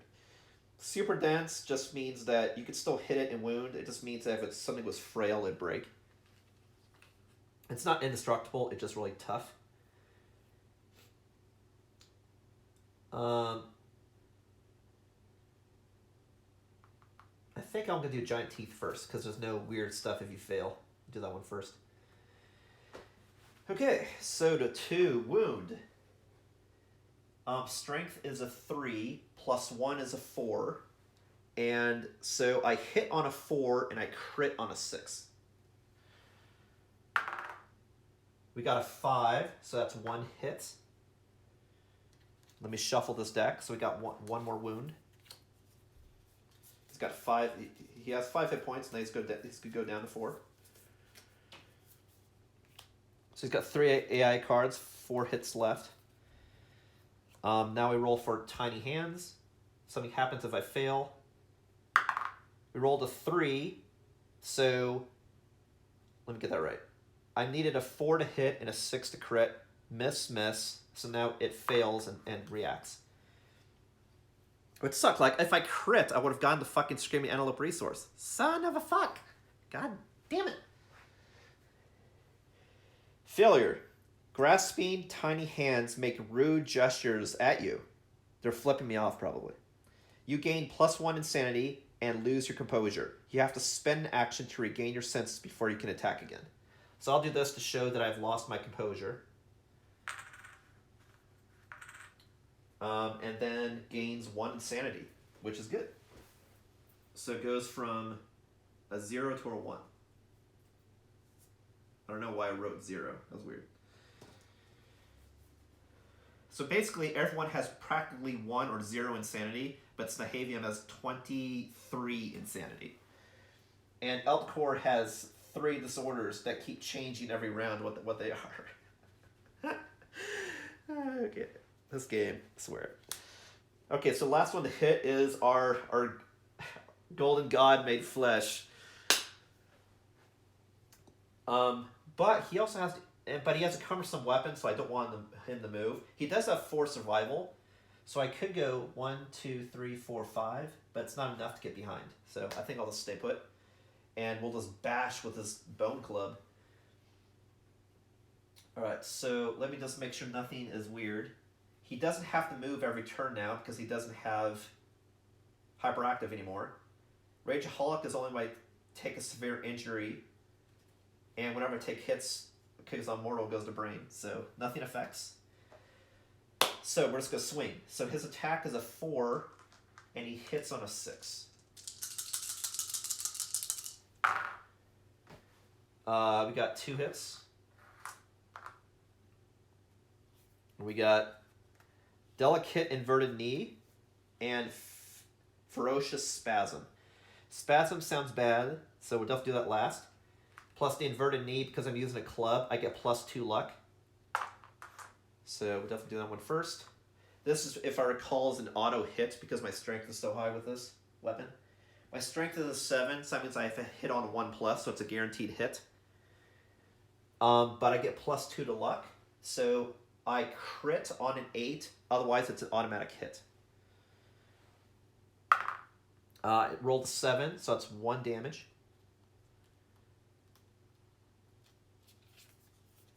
Two AI cards left.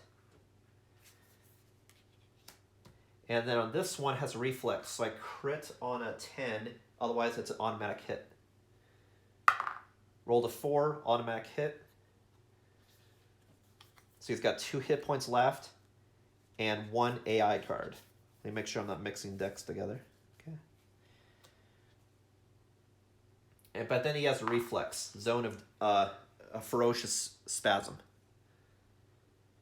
No, I know, man. I've been really lucky at Acros TV that I have not been swallowed yet by the belly. I thought all these times that he's scooting on his teeth when I'm knocked down, that I would get swallowed. I've been really lucky as far as that goes. Oh my god, really lucky. Okay, reflex. The screaming antelope frantically attacks everything around it. The zone of death is anything that's adjacent. So this is too far away, so these two are adjacent. One at a time, target each survivor in the zone of death and perform a basic action. So it's not doomed, so you can spend survival. I'll do her first.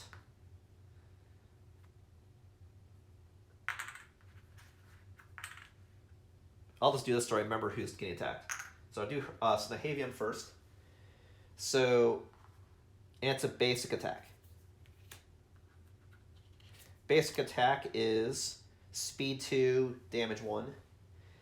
Fortunately, both these two people actually have the two people that have good armor and good evasion. So, they should be okay with this. Alright, so her evasion is a 2, so it hits on a 4+. 2 hits. We got foot and chest. Okay.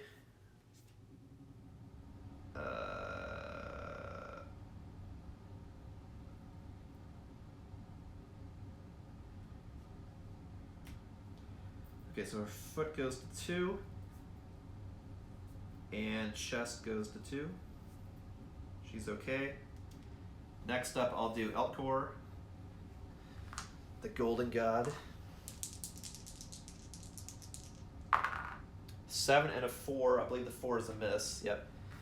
And then evasion was a 4, so he has to hit on a 6+. So yeah, 1 hit. 1 hit to foot, which the damage automatically goes to brain, but I'm already insane, so that would probably be bad.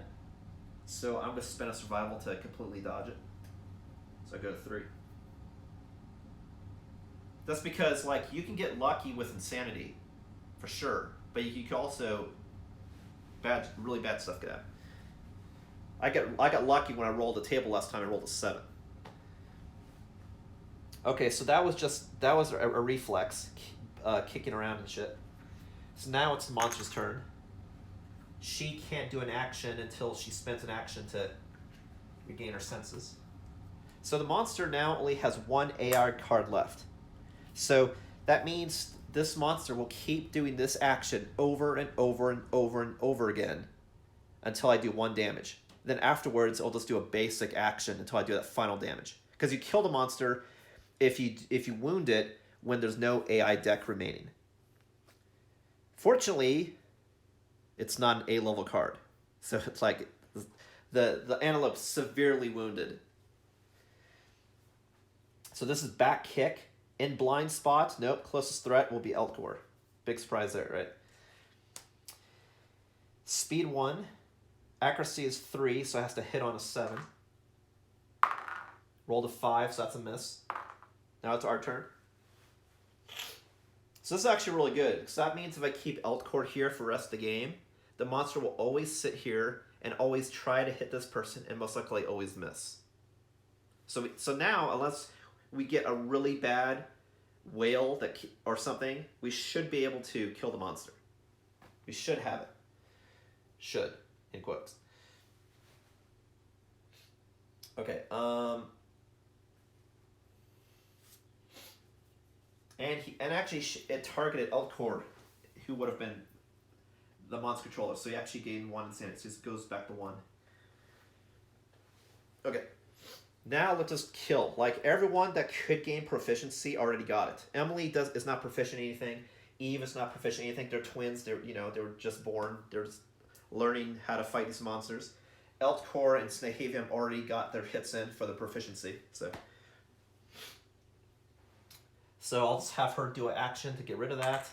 And then she'll go 1, 2, 3, 4. And stay a little bit out of range. Just get close. You know what? I'll attack with the because there's still a chance that I can do the whale card, right? So I think I'll attack with her. That way, if it reacts, it'll go this way. So we'll attack with the spear first. Because we fought this enough, we know that when you hit it, it tries to run away. So let's have you run this direction. All right, so attack is 3, accuracy is 6. I can attack that far away because it's got range 2, attack with a spear. So we got 3 hits. One of them was a natural lantern, which doesn't matter, just so you know. If you get a natural lantern, we roll in the hit, that counts as a perfect hit, and certain abilities can trigger if you get a perfect hit. So we got Restless Shoulder, Restless Ear, and Palate. I definitely want to stack the ones that you can get resources, of course.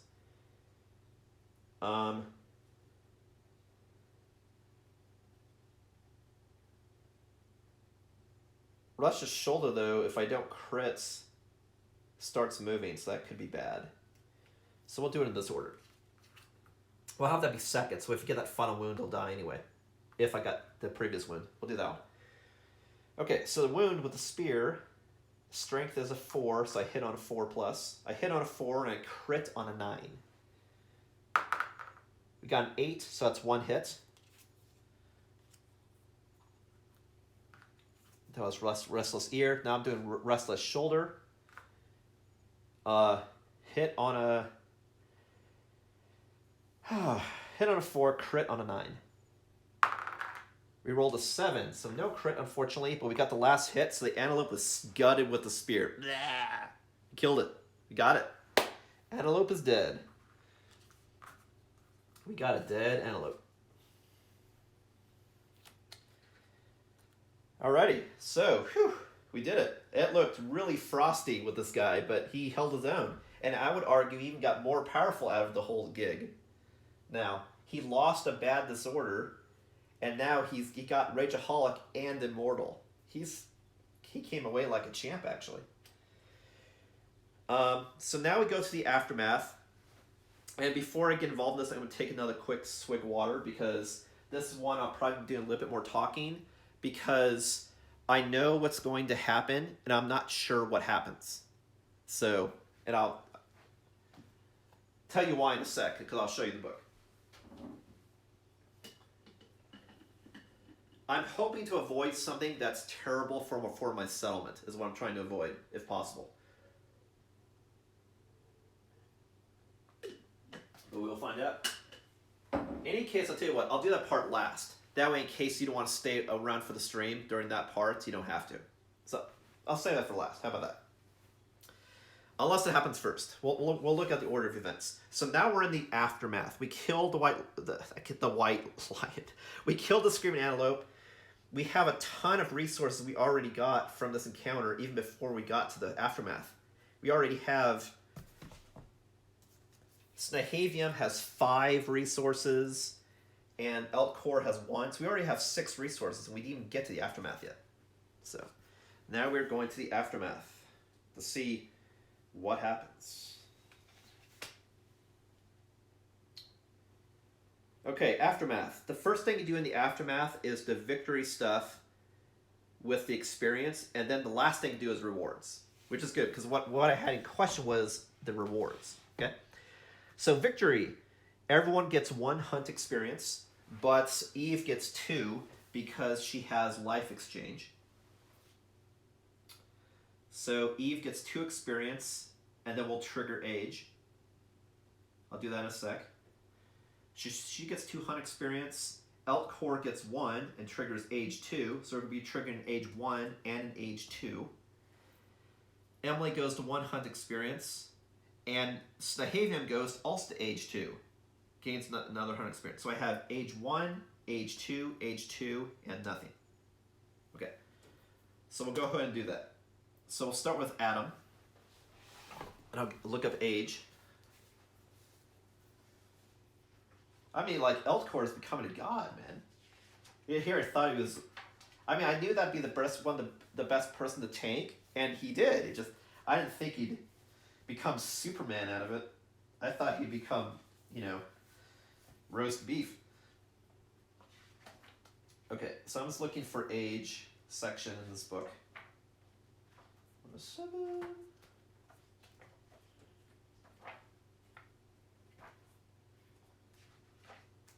All right, so age. I'll show you the picture in case you haven't seen it in a while.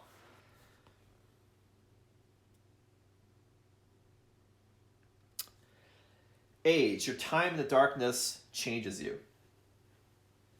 So, Adam gains a weapon proficiency of her choice, and then a stat, or some sort of bonus. So, Eve, because the last person that was trying to level in bow got, well, scared to death. What weapon do I want to do? I mean, I could do bow since I'm doing bows. I don't remember if the person that was doing spear got killed also. She could also switch to spear. No, I have someone leveling in spear. Okay. So yeah, you know what? I'll do bow.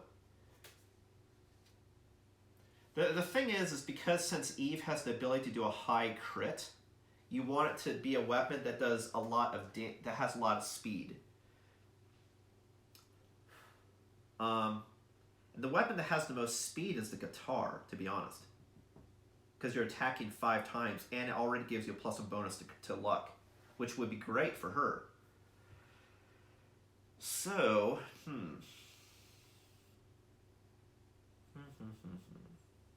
this is speed 2. All these weapons are speed 2 by default. The only reason why the speed in the white line is so high is because you're using 2 of them, so it's speed 4. Well, shit.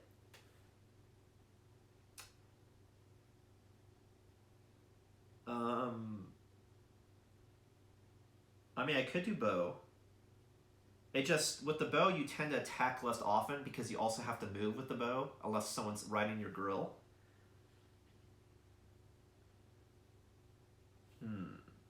So, like, this is just learning weapon proficiency. Like, it could be any weapon at this point. It just, you have enough hunt experience, you're like, hey, I want to learn how to be good at something. That's what it is.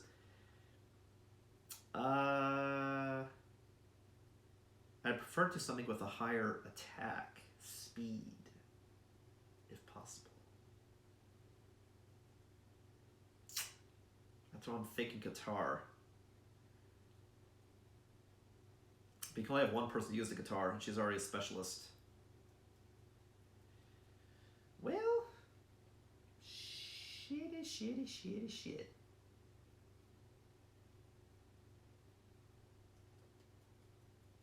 All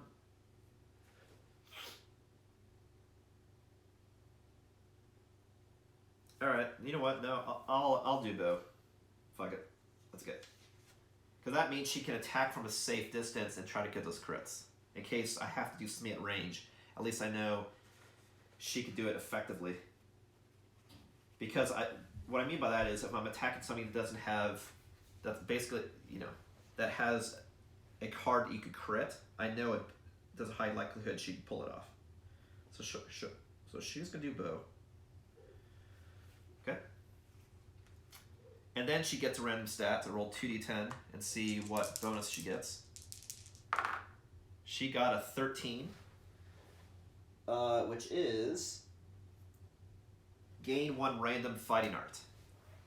So she gets fighting art, which is great because fighting arts, if I use my ability endeavor to add to my game Shadow Ritual, I could share that fighting art with 3 other people in my civilization, but then she'll get a random disorder. Which is great for her because she's eventually going to cease to exist anyway. Because of how she plays. Because she ages really fast. Anyway. Okay, so I'm going to shuffle the fighting art deck. We get a random fighting art. I hope it's something good that I don't have. Because if something I don't have, then it means other people can learn it as well. Because of the endeavor that I added to my settlement. And when I say by added, this is one of the custom things I just added to my own campaign. It's not like there was a card that gave me that ability. Something I added. All right.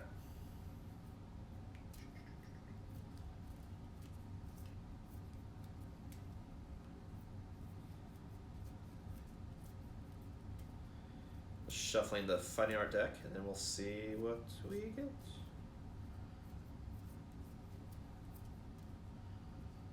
Alright, so the fighting art we get is Crazed, which we saw that at the very beginning of the game, but then that person died. Crazed. On a perfect hit, get +1 insanity. You know, before when I was talking about getting a perfect hit, if you draw a lantern when you're rolling the hit, if you roll a lantern, then you'll get +1 insanity. Alright, so she learned Crazed. And I'll log this between streams, so I won't do that. But she got Crazed. Unless I have to reshuffle the deck, then I'll log it. Alright, so now I do H2 on Elkcore and H2 on Snahavian. So Elkcore, I roll 2d10 to get something else.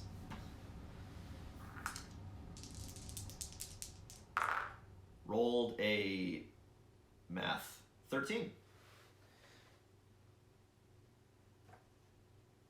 Gain +1 permanent strength, which is great because he's using a club. So that means now if I'm fighting enemies that are higher than toughness 8, I'll still get a guaranteed hit. So like if I'm attacking someone that's toughness 9, I'll still be guaranteed hit. If I fight someone toughness 10, I just have to roll a 2 or better. So that's really good for this character, actually. So he gets +1 permanent strength. That means his strength right now is an 8. And then if I still rock someone with Red Fist, then that's another +1. But his strength is an 8. Well, that's Campbell's. And then the other H2 is Snahavian. And we got a 10, which is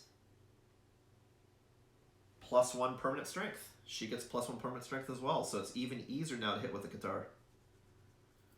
So strength is a 6, and that's without pouncing. If you're including pouncing, then it'll be strength 7. That hits like a truck also. Okay, so we did H1, H2, H2, weapon proficiency, and now I gained other proficiency levels.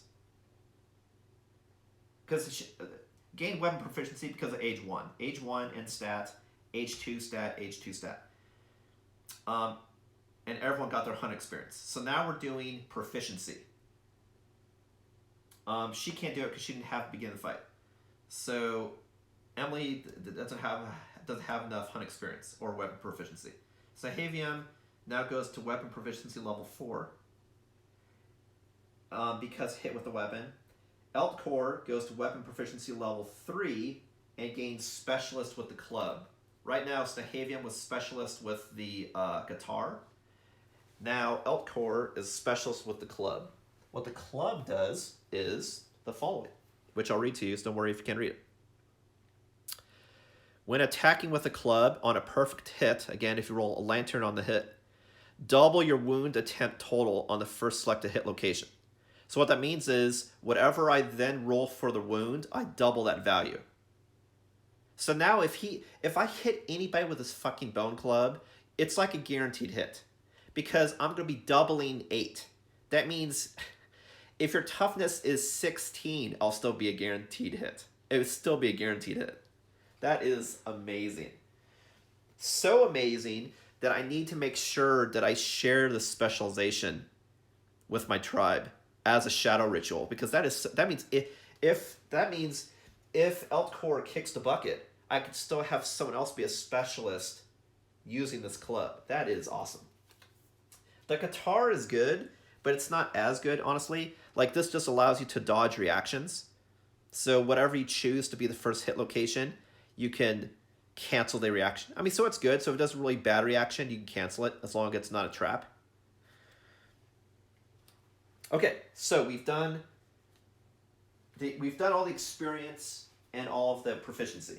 Okay, now I'll go back to the aftermath.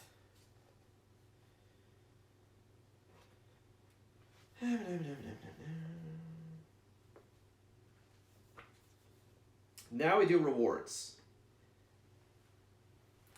But before we do rewards, something happens. When the monster is defeated, any survivors with 20 plus insanity are driven mad by the monster's death wail. They vanish, screaming into the darkness, never to be seen again. And the group gains the following rewards. So, I'll tell you what. Because the screaming part is what I need to look up certain things, I'll do the rewards first. That way, if you don't want to stick around for me trying to figure out what happens in this instance with her leaving, you don't have to. So I'll do the rewards first, which goes to the group.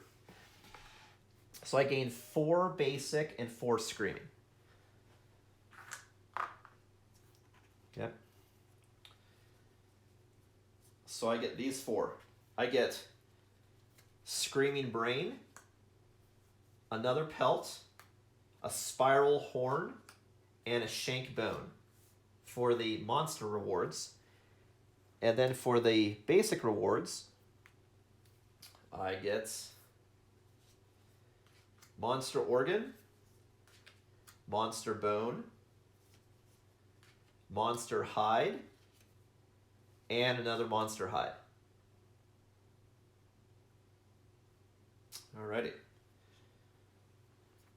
So that means in total, I have 8, 9, 10, 11, 12, 13, I would have gained 14 resources. The reason why I say would have is because what I need to look up is when you get resources during the showdown in the hunt, I need to look up to see if it goes to your settlement, if it goes to your group, or if it stays on that one person. The reason why I'm looking that up, and also what happens when someone vanishes, is because the worst thing that could happen if the rules are what I think they could be is Snahavium, who have found 5 resources and has the entire set of the cat gear, just runs off into the darkness, taking everything with her. That is the worst case scenario. And that's what I need to look up, because that would be, like, losing these resources would suck. It would be a blow, for sure, but me losing this entire gear on her, if that's how it rolled, is devastating. Because that means all this time I spent making all this cat gear is now gone. Forever. So that's what I need to look up. Okay? I need to look up if someone vanishes, what happens to the gear in the gear grid, and then when you gain resources, does it attach to the party or does it attach to the person? If it attaches to the person, that means I would lose all these resources on her as well. So the only one I would keep would be the Acanthus. The looting happens after Snahavium runs away. So I know by default I'll keep the Acanthus and this. What I'm worried about is, do I lose the 5 other resources and do I lose all of the gear on Snahavium? That's what I need to look up. And then that'll be the end of the stream. So if you don't want to stick around for me trying to look this up, I totally understand. You obviously will see the results in the next video, but this one I'm currently looking up. But I want to have attached as far as the result. That when future people watch this segment, when you find the antelope, they see, oh, when someone has 20 plus insanity, what happens? Okay, so the first thing I'm going to look up is, let's see, maybe I'll look up Vanish. And then I'm also then going to go to the survivors section to see, maybe it says what happens to survivors when certain things happen.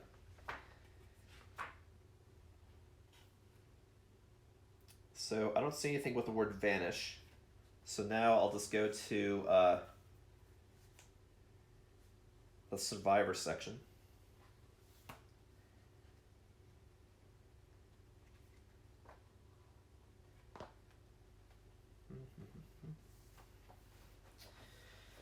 Yeah. Like I said, losing these resources would suck because it's so many. But what would be a severe blow is this. Because I fought the cat 4 or 5 times in order to get this stuff. So that would be losing a lot of hunts. Because some of these are rare pieces. They only come off the cat. So that would really suck. Because this is my best weapon right now. having the full set bonus with the cat and both guitars on the same person. That would be that'd be more man, this is the worst lantern year I think I've ever had in Kingdom Death Monster. Like, the settlement phase was total crap, and it's like we had a great hunt, but then her leaving would be total crap. It's just like, oh man, this year is not going fantastic. Okay, so I'm just looking right now for the Survivor section to see if it says what I'm looking for. See if I can find it.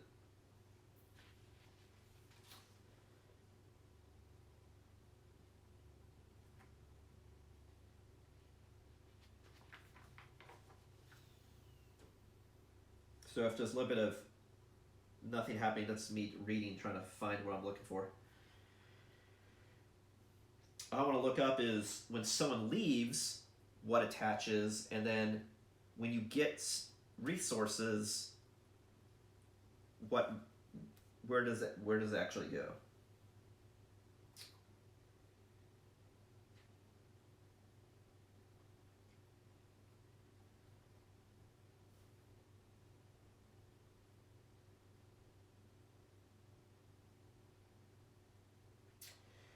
So even retirement doesn't say, but retirement is a peaceful leaving. So that means you would take off your stuff and just not participate. So that doesn't really answer my question.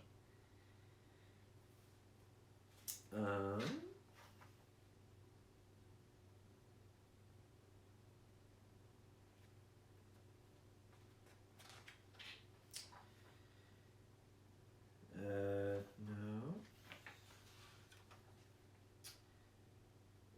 Trolls, no. Gear, weapon gear, item gear, affinities, affinity bonuses.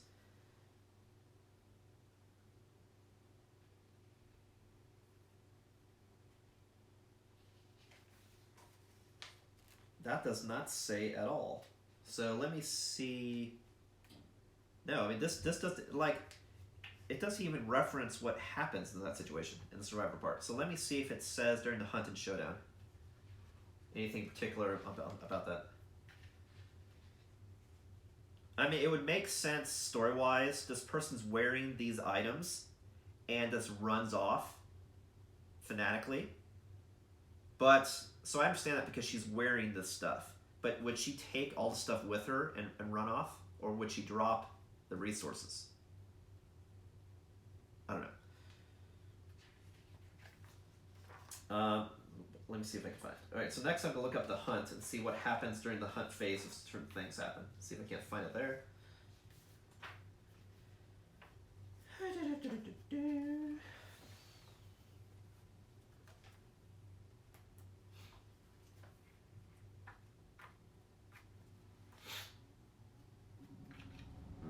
Okay, so here's the hunt. Let me see if I can find anything here.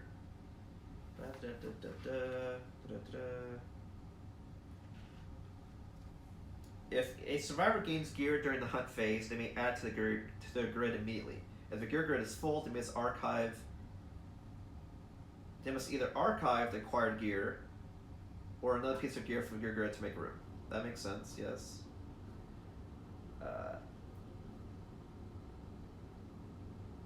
If you retire on the hunt, you still do showdown, you just don't hunt ever again. This isn't retirement, this is vanishing.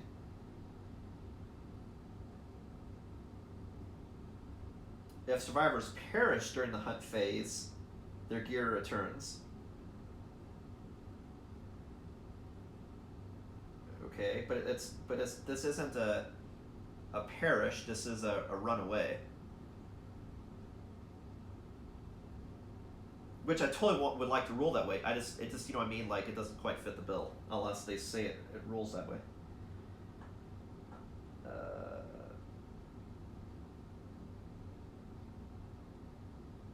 Runaway is a certain mechanic in the game. That's not what I'm looking for. Christ, man. It surely does not say. Okay, so let me go to Showdown. So if I look in Showdown and I still can't find it, then what I'm going to do is I'm going to look online for that scenario with the Screaming Antelope, because I doubt I'm the first person to be in the situation. Because, like, if anybody was insane, they would leave the party. So it's like, okay, so what happens with all the stuff? Like, Obviously, I don't want to lose any of the stuff, but it's like I can understand that she's just fanatical. But maybe she's just so crazy she strips naked and runs away.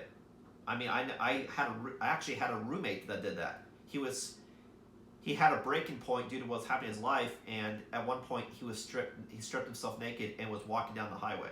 So that would also make sense that all the stuff would get left. So I don't know.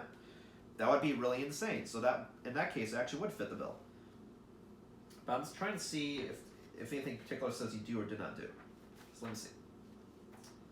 So far, I am finding not anything that. So far, all I found is what happens when you retire. But that's someone knowing what they're doing. They decide that they can't fight anymore because they're too old, and they just don't participate and leave all their stuff. Maybe a crazy person does that too. I don't know. Alright, so now I'm looking in the Showdown section to see if it says anything in particular. I thought I had read something, though, that when you gained a resource, you had to say who picked it up or something. I could have sworn I read something like that somewhere. I could have sworn.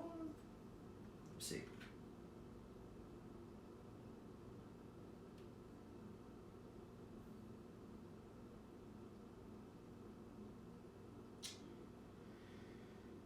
I just don't.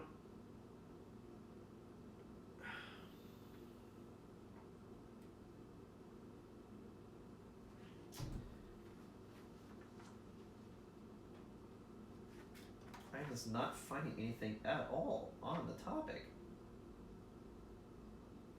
Alright, so you know what? Unless someone said something in chat about it. No? Okay, I'm going to check online then to see if I can't find. But like I said, if you don't want to stick around, this is the end of the Showdown anyway. We got all of our rewards. I'm just checking to see if I still keep these rewards and Snahavium's gear is all I'm checking. So if you want to stick around, thanks for watching. Tune in next time to see what happens during the summon phase on Lantern Year 8, which will be the next video. I just want to have the answer be part of this video. Alright.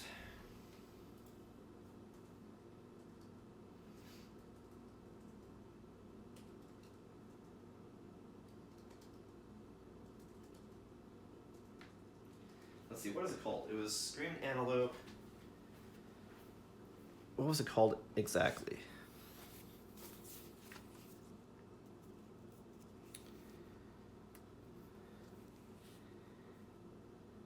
Because basically what happens is when the monster dies, it wails, and since she's super insane, she does something and then just vanishes into the darkness. The question is what happens before she vanishes?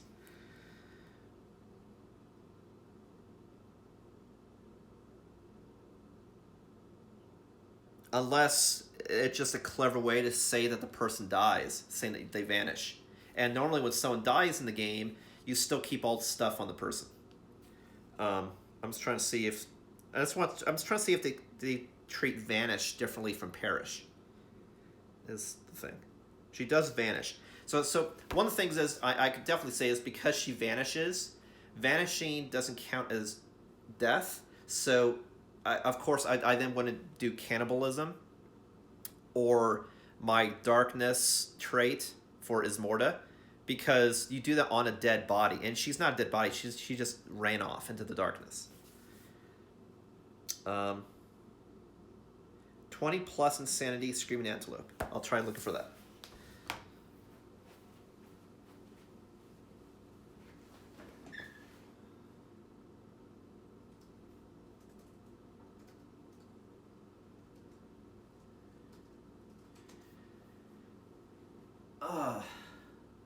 Screaming Antelope and the fight insanity questions. Great.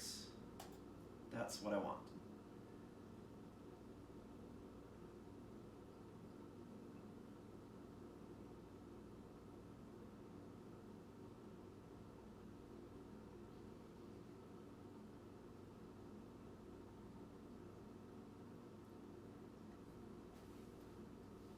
I'm just reading people's comments about the topic. I just don't want to say what I'm reading because I want to validate that it's correct first and not start spinning off stuff which you may take as written in stone. So I'm just reading because someone brought up exactly the same question here. I'm just trying to see what the answer is. So give me a sec.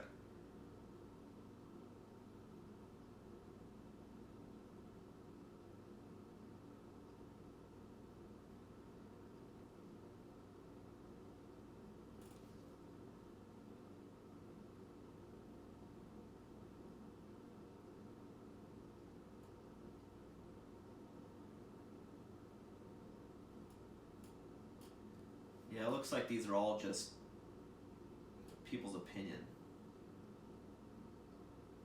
This talked about what happens in hardcore mode, but I'm not doing hardcore mode. You can't create a grave with no... You can't do anything having to do with the body if the person runs off. So that makes sense. I can't do cannibalism or treat somebody as dead. Got it.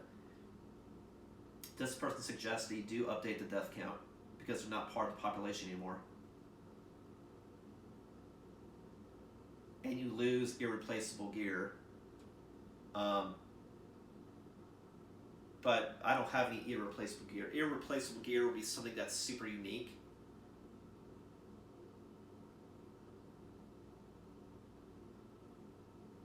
I'm sorry, you lose irreplaceable gear. So you lose anything that was unique, not something that's generic. Which I don't have. That would be something like the butcher's hand axes or something. Alright, so this makes me think that it counts as a death, but for death you say that the person ran away screaming because of the whale, but then cannibalism and stuff having to do with a dead body doesn't trigger because there's no dead body. But it sounds like you would still keep all the stuff. So I'm just going to check on one more thread to see if it validates and says similar stuff.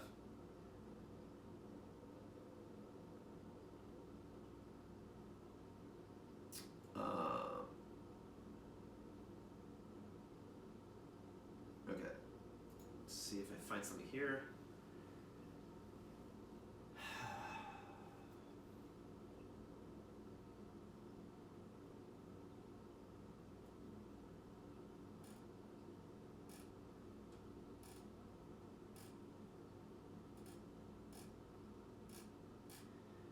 That doesn't answer my question. This person's saying what he did to win the game.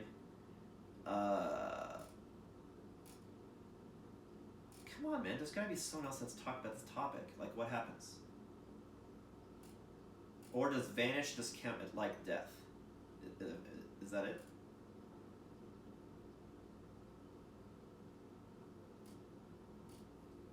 Maybe I'll just look up if vanish in Showdown Kingdom Death Monster. What happens?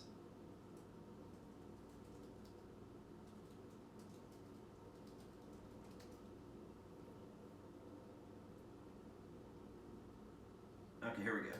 This could be it. Especially since it's on Board Game Geek. So I've been told a lot of people chiming in. Let's hear it.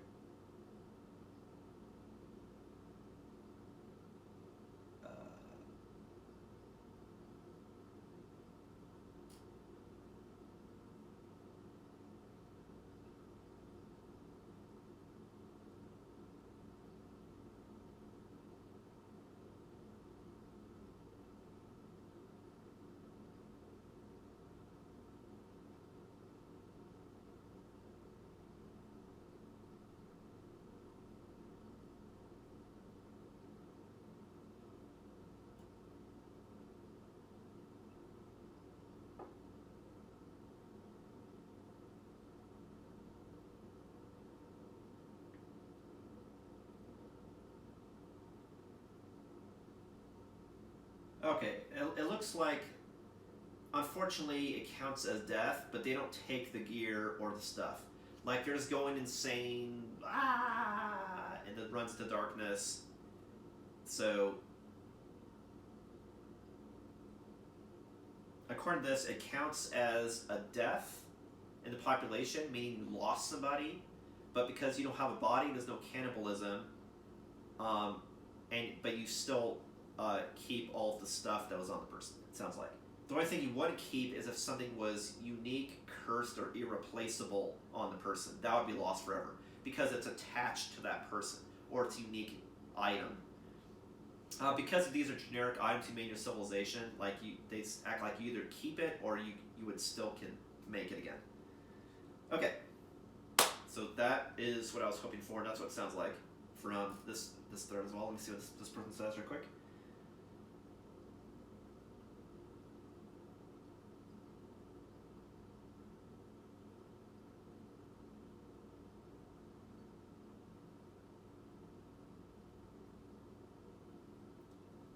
Survivor death returns non-cursed or replaceable gear. I have nothing cursed or irreplaceable.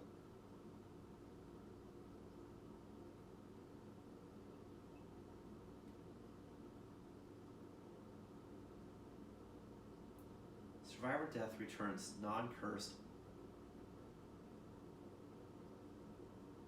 Okay. Alright, so I believe what the verdict is I would still keep all of the stuff, but I lose the person. So the person, so let's say story-wise how this fits. We killed the antelope. And then, like I said, this person's been driven mad this whole time, acting really weird. And now she just starts screaming after the monster died. And so she just like, either she drops her stuff or we yank the stuff off her to like try to calm her down. She starts screaming and runs away. Afterwards, we pick up the pieces, carve the body, head back to civilization. Okay, so that's how it's going to be played.